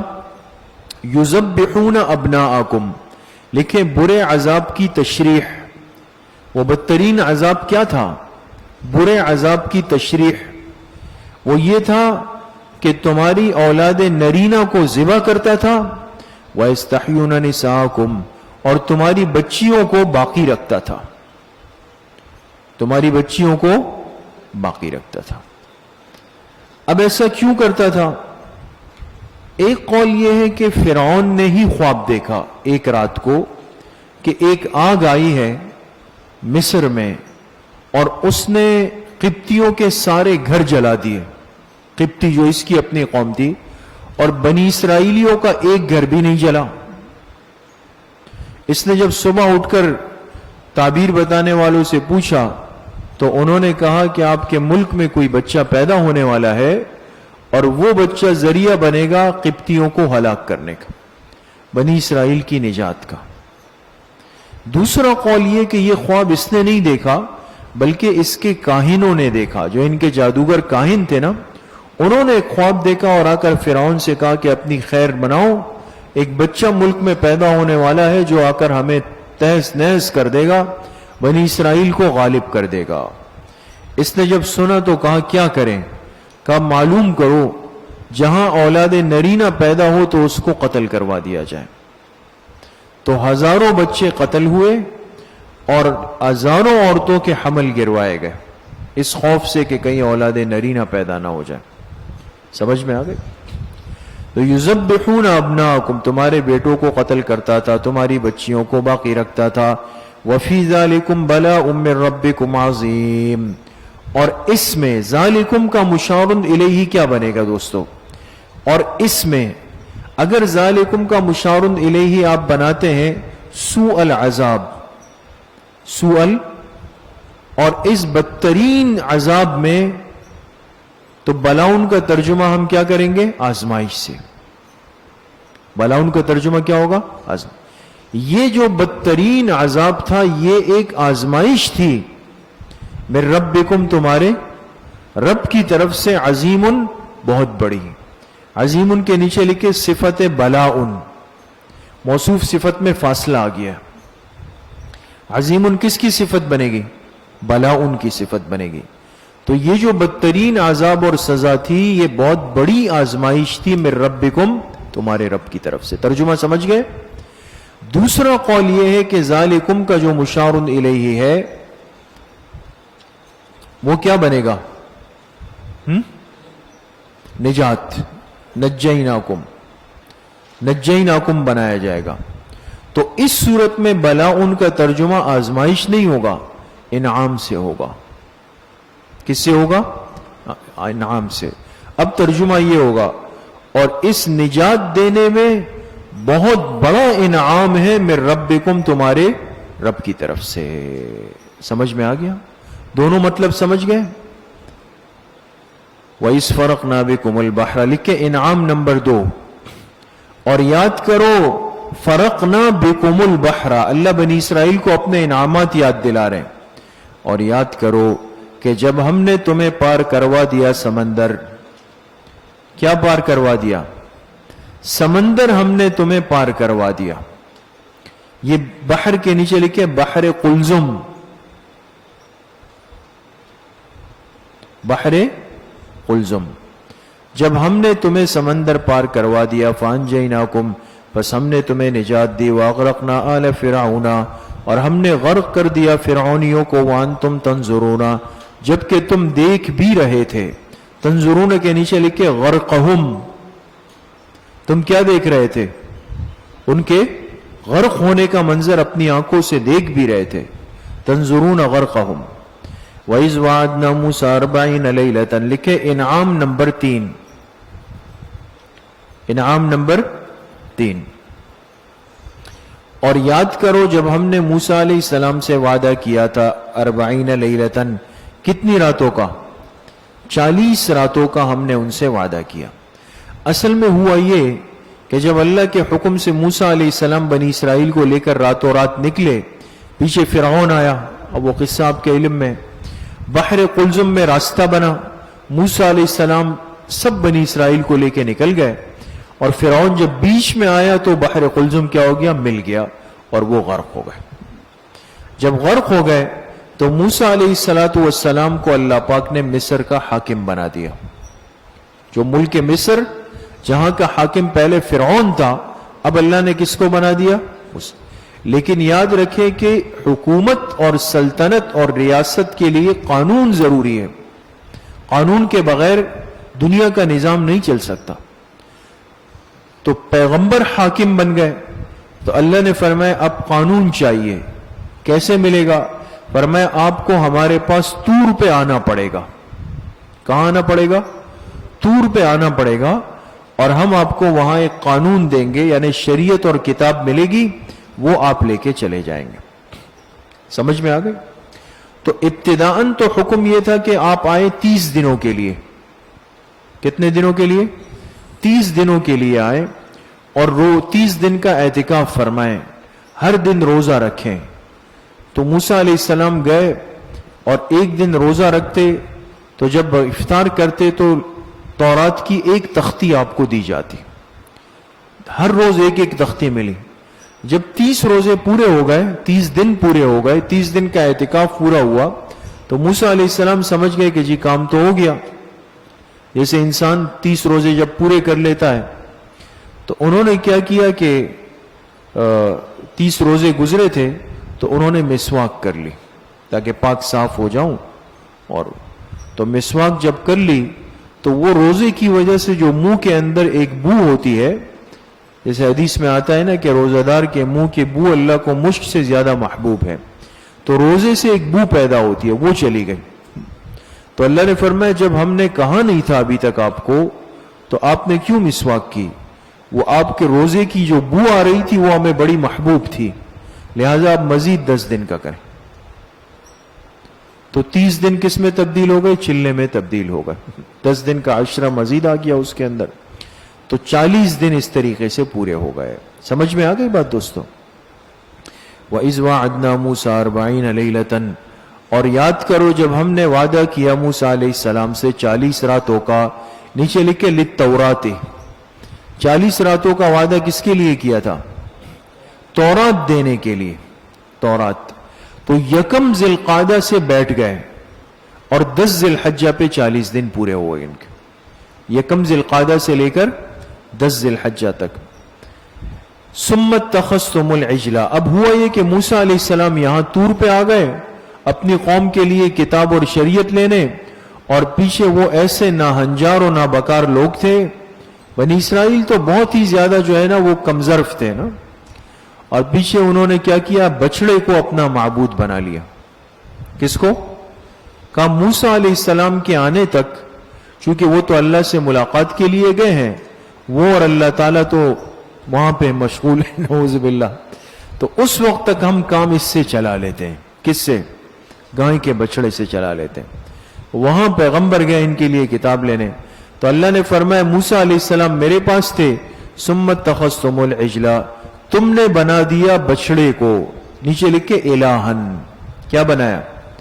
معبود بنا لیا، من بعدہ، ان کے بعد، بعدہ کے نیچے لکھے ذہاب موسیٰ الی الطور، ذہاب موسیٰ، جب موسیٰ علیہ السلام طور چلے گئے تم نے بچڑے کو معبود بنا لیا، وانتم ظالمون، تم ظلم کر رہے تھے، ثم عفونا عنکم من بعد ذالک، پھر بھی ہم نے تمہیں معاف کر دیا، من بعد ذالک، اس اتنی بڑی بات کے بعد بھی، یہ ترجمہ ہے اس کا، بعد ذالک کا کیا ترجمہ ہے؟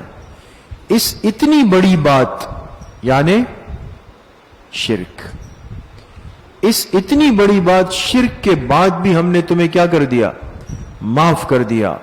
کیوں؟ لعلکم تشکرون، حکمت عفو، معافی کیوں ملی؟ تاکہ تم شکر گزار بن جاؤ۔ وَإِذَا آتَيْنَا مُوسَى الْكِتَابَ، لکھے انعام نمبر 4، یاد کرو جب ہم نے موسیٰ علیہ السلام کو کتاب دی، والفرقان، کتاب تو تورات تھی لیکن یہ فرقان کیا ہے؟ لکھے فیصلہ کن چیز یعنی معجزات۔ فرقان سے مراد کیا ہے؟ فیصلہ کن چیز یعنی معجزات۔ جب موسیٰ علیہ السلام کو کتاب بھی دی اور فرقان بھی دیا، کیوں؟ لعلکم تہتدون، حکمت کتاب، تاکہ تم ہدایت کو پالو۔ وَإِذْ قَالَ مُوسَىٰ لِقَوْمِهِ، لکھے انعام نمبر 5، اور یاد کرو جب موسیٰ علیہ السلام نے اپنی قوم سے کہا، یا قوم، اے میری قوم، انکم ظلمتم انفسکم، احساس مرض، موسیٰ علیہ السلام نے قوم کو ان کی بیماری اور مرض کا احساس دلایا کہ کم بختو تم نے میرے جانے کے بعد بہت بڑا جرم کیا ہے، اس کا احساس تو کرو، احساس مرض۔ تو موسیٰ علیہ السلام نے اپنی قوم سے کہا، اے میری قوم، انکم ظلمتم انفسکم، بے شک تم نے اپنی جانوں پہ ظلم کیا، باتخاذکم العجل، لکھے بیان مرض، بیان مرض، وہ مرض کیا ہے کہ تم نے بنا لیا بچڑے کو، اس کے بعد کیا نکالیں گے؟ الہن، معبود، بچڑے کو معبود بنا لیا۔ فتوبوا الی بارئکم، لکھے علاج مرض، مرض کا احساس بھی دلایا، مرض کو بیان بھی کیا، اب مرض کا علاج بھی بتایا، لہذا تم سب کے سب توبہ کرو الی بارئکم، اپنے پیدا کرنے والے کے سامنے۔ بارئ کس کو کہتے ہیں؟ جو ذات پیدا کرتی ہے، یعنی اللہ پاک کے سامنے توبہ کرو۔ لیکن توبہ کس طرح ہوگی؟ ترتیب توبہ، فاقتلوا انفسکم، یہ کیا ہے؟ ترتیب توبہ۔ توبے کا طریقہ بھی اللہ پاک کی طرف سے ملتا ہے دوستو، اس امت پر تو بڑی مہربانی ہے، لیکن وہاں دیکھیں ترتیب توبہ کیا ملی؟ فاقتلوا، لکھے فا کے نیچے لکھیں تفصیلیہ، یہ جو فا حرف ہے نا، یہ کون سی فا ہے؟ فا تفصیلیہ۔ فرمائے لہذا توبے کا طریقہ یہ ہے کہ فاقتلوا انفسکم۔ اب دیکھیں اگر آپ لفظی ترجمہ کریں گے نا تو ترجمہ ہوگا اپنے آپ کو قتل کر دو، یہ نہیں ہے، اس لیے کہ سب نے بچڑے کی عبادت نہیں کی تھی، تقسیم ہو گئے تھے یہ لوگ، آدھے عبادت میں لگ گئے اور آدھے عبادت سے بچ گئے۔ تو توبے کا حکم جو آیا وہ کن کے لیے تھا؟ جو جنہوں نے عبادت کی تھی، لیکن ترتیب یہ بتائی گئی کہ جنہوں نے نہیں کی تھی وہ تلوار پکڑے اور کرنے والوں کی گردنیں مارے۔ سمجھ میں آ گئی ترتیب؟ تو لہذا فرمائے فاقتلوا انفسکم، اب قتل کرو اپنے لوگوں کو، اپنے لوگوں کو قتل کرو، ذالکم خیر لکم عند بارئکم، یہی تمہارے حق میں بہتر ہے عند بارئکم، تمہارے پیدا کرنے والے کے نزدیک۔ ظاہراً تو جان جائے گی، لیکن اللہ کے ہاں توبے کی قبولیت کا معیار یہی ہے۔ تم یہ مت دیکھو کہ ہم مر رہے ہیں، لیکن تم اس کو قبول کر لو تو اللہ توبہ قبول کر دیں گے تمہاری۔ فرمایا یہی تمہارے حق میں بہتر ہے عند بارئکم، تمہارے پیدا کرنے والے کے سامنے۔ فتاب علیکم، لکھے ثمرہ توبہ، ثمرہ توبہ، پھر اللہ پاک نے ان پر مہربانی فرمائی۔ کیا مطلب؟ خیر شروع ہو گیا معاملہ، 40,000 ایک روایت میں اور ایک میں 70,000 قتل ہو گئے، اور ابھی سلسلہ چل رہا ہے۔ تو موسیٰ علیہ السلام نے جب دیکھا تو کہا اللہ یہ تو سب ختم ہو جائیں گے، یہ تو معاملہ رک نہیں رہا، اس لیے کہ بہت بڑی تعداد نے جو ہے یہ عمل کیا تھا نا۔ انہوں نے کہا اللہ میری تو امت ختم ہو گئی، اپنوں ہی کے ہاتھوں جا رہی ہے، وہ تو آپ کا حکم ہے، آپ مہربانی فرما دیں۔ تو 40,000 یا 70,000 کا عدد پورا ہوا تو فتاب علیکم، پھر اللہ نے فرمایا ٹھیک ہے بس کر دو، اب سمجھ میں آ گئی۔ انہ هو التواب الرحیم، بے شک اللہ توبہ قبول کرنے والے رحم کرنے والے ہیں۔ وَإِذْ قُلْتُمْ يَا مُوسَىٰ، انعام نمبر 6، اور یاد کرو اے بنی اسرائیل جب تم نے کہا تھا اے موسیٰ لن نؤمن لک، ہم ہرگز تیری بات نہیں مانیں گے۔ یہ ایمان مراد نہیں ہے دوستو، ایمان تو تھا ان کا، لن نؤمن سے مراد کیا ہے؟ ہم ہرگز آپ کی بات نہیں مانیں گے۔ کب تک؟ حتی نر اللہ جہرتن، جب تک کہ ہم دیکھ نہ لے اللہ کو روبرو۔ واہ، اللہ کو دیکھ نہ لے روبرو، 1 to 1 ہماری ملاقات ہو جائے۔ اتنے بڑے لوگ تھے یہ، جب تک ہم اللہ کو روبرو دیکھ نہ لیں۔ تو اللہ نے فرمایا ٹھیک ہے تھوڑا سا دکھا دیتے ہیں۔ فَأَخَذَتْكُمُ الصَّاعِقَةُ، پکڑ لیا تم کو بجلی کی کڑک نے، بجلی کی کڑک نے پکڑ لیا۔ وَأَنْتُمْ تَنْظُرُونَ، اور تم دیکھ رہے تھے، اپنا انجام بھی دیکھ رہے تھے۔ ثُمَّ بَعَثْنَاكُمْ مِنْ بَعْدِ مَوْتِكُمْ، بجلی کی کڑک آئی اور سب کے سب لمبے لیٹ گئے، چلے گئے دنیا سے۔ اللہ نے فرمایا دیکھ لیا تو مر گئے۔ تو موسیٰ علیہ السلام نے فرمایا اللہ میں تو اکیلا رہ گیا، سب چلے گئے، اب کیا ہوگا؟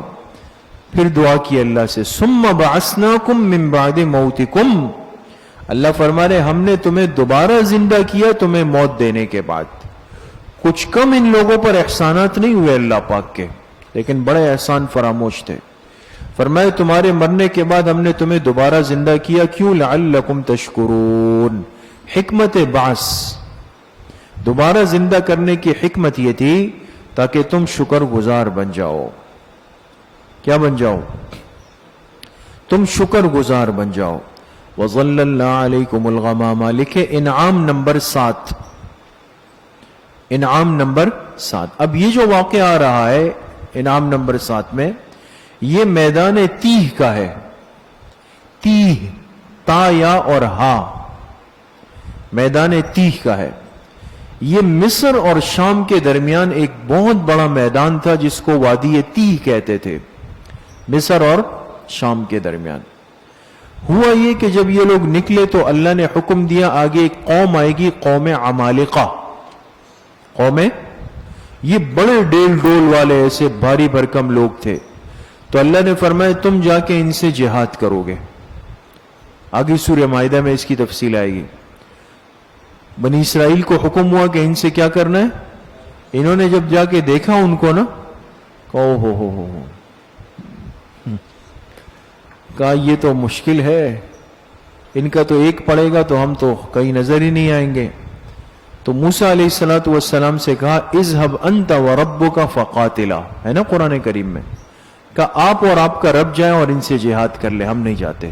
انا ہاہنا قاعدون، ہم یہیں بیٹھ جائیں گے، ہم یہیں بیٹھ کے انتظار کرتے ہیں حضرت آپ لڑ کے آ جائیں واپس مقابلہ۔ تو جب جہاد سے انکار کیا تو اللہ ناراض ہو گئے کہ تم پہ اتنے احسانات کرتے ہوئے ہم آ رہے ہیں وہاں پیچھے سے، اور ان کو کہا گیا کہ بھئی تم مقابلے پہ آؤ تو یہ ضرور ناکام ہوں گے، یہ ظاہراً بڑے نظر آ رہے ہیں، ان کے دماغ میں بات نہیں بیٹھ رہی تھی۔ تو نتیجتاً اللہ نے سزا دی کہ ان کو میدان تیہ میں اتار دیا، اور یہ لوگ وہاں حیران و سرگردان گھومتے تھے، ان کو نکلنے کا راستہ ہی نہیں ملتا تھا.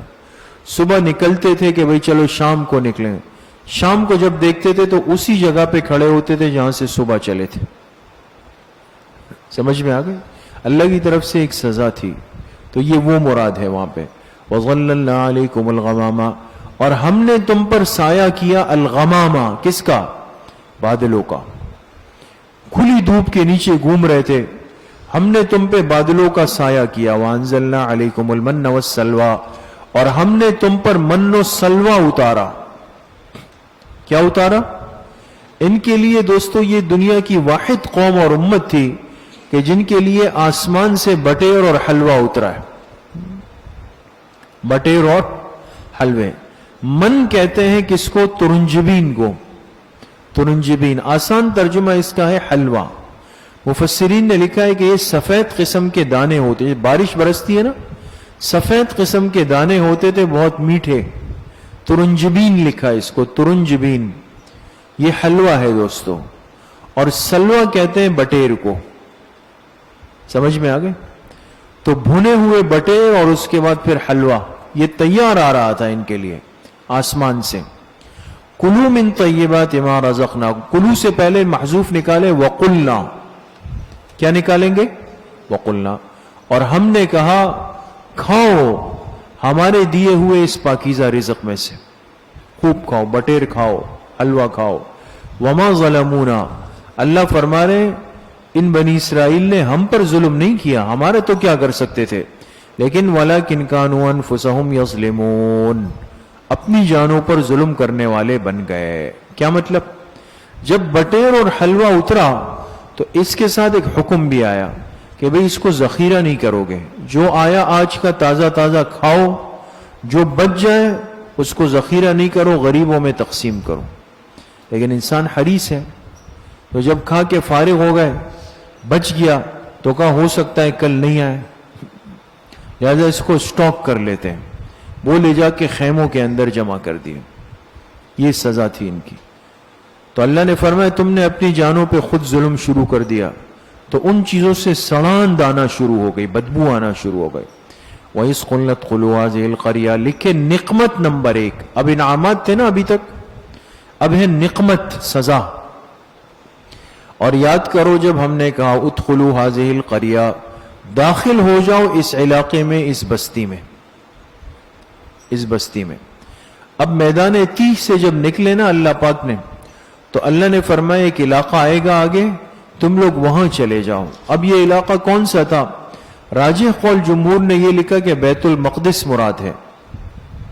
بیت المقدس مراد ہے فلسطین کا، کہ وہاں ان کو داخل ہونے کا کہا گیا. سمجھ میں آ گئی؟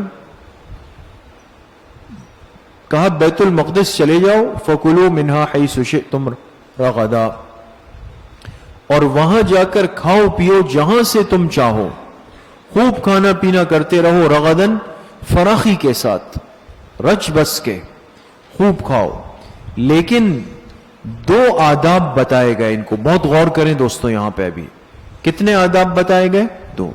بیت المقدس میں داخل ہوتے ہوئے کہا کہ تم اندر چلے جاؤ، علاقہ تمہارا ہے اور اندر کھانے پینے کی مکمل فراوانی ہے، لیکن تمہیں 2 آداب کا خیال رکھنا ہے. کون سے آداب؟ وَادْخُلُوا الْبَابَ سُجَّدًا، لیکن ادب فعلی. ایک ادب تمہیں اپنے عمل سے دکھانا پڑے گا، ادب فعلی، کہ داخل ہو جاؤ دروازے سے جھکے جھکے. جھکے جھکے سے مراد ہے عاجزی کے ساتھ. کس کے ساتھ؟ عاجزی کے ساتھ. جیسے انسان مسجد میں داخل ہوتا ہے تو حکم یہ بھئی سیدھا پیر رکھے، مسنون دعا پڑھے، جوتے اتار لے، ہے نا؟ یہ ہے عاجزی کے ساتھ. کوئی یہ مطلب نہیں ہے کہ سجدہ کرتے ہوئے جاؤ. اہل بدعت نے اس سے استدلال کرتے ہوئے کہا کہ اہل اللہ کے قبور کے دروازوں پہ جب پہنچ جائیں تو وہاں پہ سجدہ کر سکتے ہیں. یہ جو آپ کو نظر آتے ہیں نا بعض مزارات پر لوگ سجدہ ریز ہوتے ہیں، تو ان کو ان کے جاہل پیروں نے یہی چیز سمجھائی ہوتی کہ دیکھو اللہ پاک نے بھی قرآن میں فرمایا تھا کہ جب دروازے سے داخل ہونے لگو تو کیا کرو؟ سجدہ کرتے ہوئے جاؤ. تو سجدہ مراد نہیں ہے بلکہ عاجزی مراد ہے یہاں پہ. تو ایک تو ادب فعلی ان کو بتایا گیا، وقولوا حطۃ، یہ ہے ادب قولی. دوسرا کہا تمہیں زبان سے ایک جملہ کہنا پڑے گا، اور وہ جملہ کیا ہے؟ حطۃ حطۃ حطۃ. اس کا مبتدا محذوف ہے، مسألتنا حطۃ. مبتدا کیا محذوف ہے؟ مسألتنا حطۃ، مسألتنا حطۃ. ترجمہ کیا ہوگا؟ اے اللہ ہمارا سوال یہ ہے کہ ہمارے گناہوں کو معاف کر دے. یہ جملہ بولتے ہوئے آؤ، ان سے کہا گیا. لیکن یہ لوگ بڑے نافرمان تھے. جب پہنچ گئے نا، دیکھ لیا نا کہ علاقے تک پہنچ گئے، اب تو اندر جانا ہے، تو نہ ادب فعلی کیا نہ ادب قولی کیا.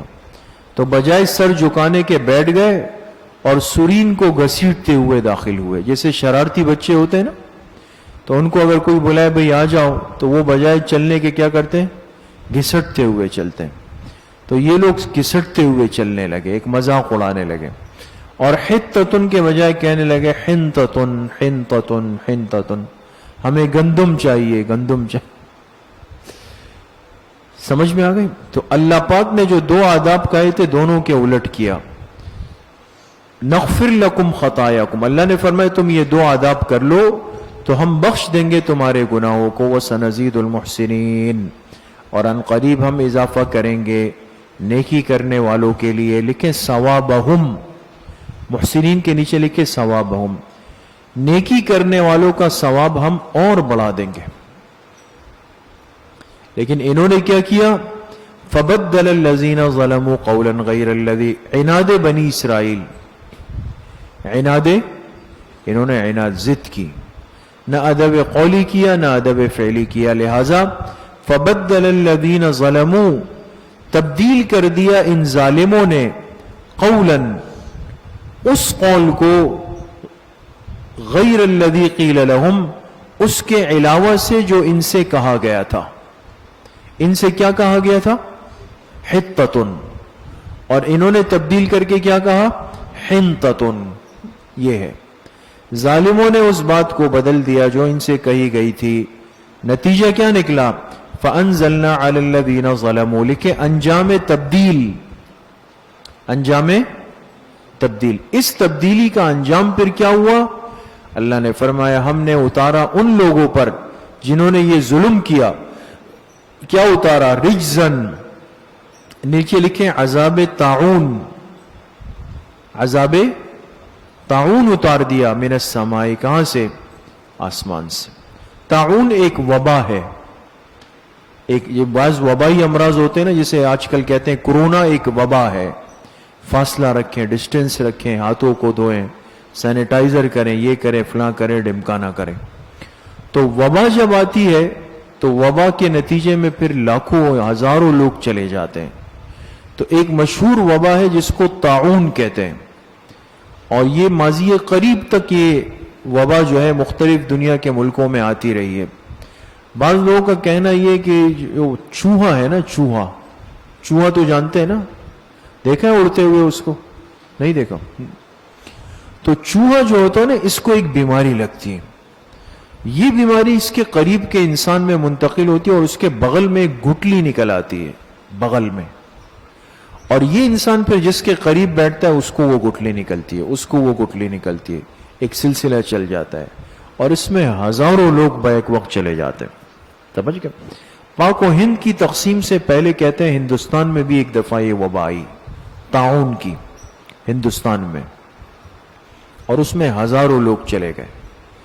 تو حضرت مولانا یعقوب نانوتوی رحمت اللہ علیہ، جو دارالعلوم دیوبند کے شیخ الحدیث تھے اور ولی کامل تھے، بہت بڑے اللہ کے ولی تھے، تو ان کو کسی نے کہا کہ حضرت دیوبند کے قصبے میں بھی طاعون کا مرض آ رہا ہے، دیوبند میں. تو انہوں نے عصر کی نماز جب پڑھائی تو دیوبند کی مسجد میں ممبر پہ بیٹھ گئے اور لوگوں سے کہا کہ دیکھو یہ ایک وبا ہے، اللہ کی ناراضگی ہے، اور اللہ کی ناراضگی کو ٹالنے کا طریقہ یہ کہ صدقہ دیا جائے. حضرت مولانا یعقوب نانوتوی رحمت اللہ علیہ نے. لہذا دیوبند کے لوگ کثرت سے صدقہ دیتا کہ اللہ اس بلا کو ٹال دے. لوگ ہوتے ہیں نا ناقدرے، غلط قسم کے لوگ، جب نماز سے باہر نکلے تو کہنے لگے کہ دیوبند کے مدرسے والوں کو چندے کی ضرورت ہے، اور چونکہ یہ تو بول نہیں سکتے کہ ہمیں چندہ دو، تو لہٰذا اس مولوی کو بٹھا دیا اور اس نے بنایا کہ بھئی تعاون آ رہا ہے، صدقہ دو، تو ہم تو صدقہ لے کر یہیں آنا ہے. تو ان کا کام بھی بن گیا اور چلو بھائی. لوگوں نے ایک مذاق کیا. تو کسی نے آ کے حضرت نانوتوی سے کہا، مولانا یعقوب نانوتوی رحمۃ اللہ علیہ سے، کہ حضرت لوگ کہہ رہے کہ دیوبند والوں کو چندہ چاہیے تھا اور کہانی بنا لی اور کہا کہ یہ کرے. انہوں نے کہا اچھا، کہاں؟ تو کہا چلو پھر یعقوب بھی جائے اور یہ بھی جائے، یعقوب بھی جائے اور یہ بھی جائے. تو کچھ دنوں بعد تعاون دیوبند میں آیا، اسی میں مولانا یعقوب نانوتوی رحمۃ اللہ علیہ بھی فوت ہو گئے اور ہزاروں لوگ چلے گئے. تو اللہ کے ولی تھے، ان کی زبان سے بات نکل گئی. لوگ سمجھتے نہیں ہیں، الٹی سیدھی باتیں کر جاتے ہیں، پھر کہتے ہیں ہم پر مصیبت آ گئی. سمجھ گئے دوستو؟ تو فرمایا ہم نے ان پر آسمان سے ایک طاعون کا عذاب اتار دیا. کیوں؟ بما کانوا یفسقون، بسبب ان کی نافرمانی کے. وآخر دعوانا ان الحمد للہ رب العالمین.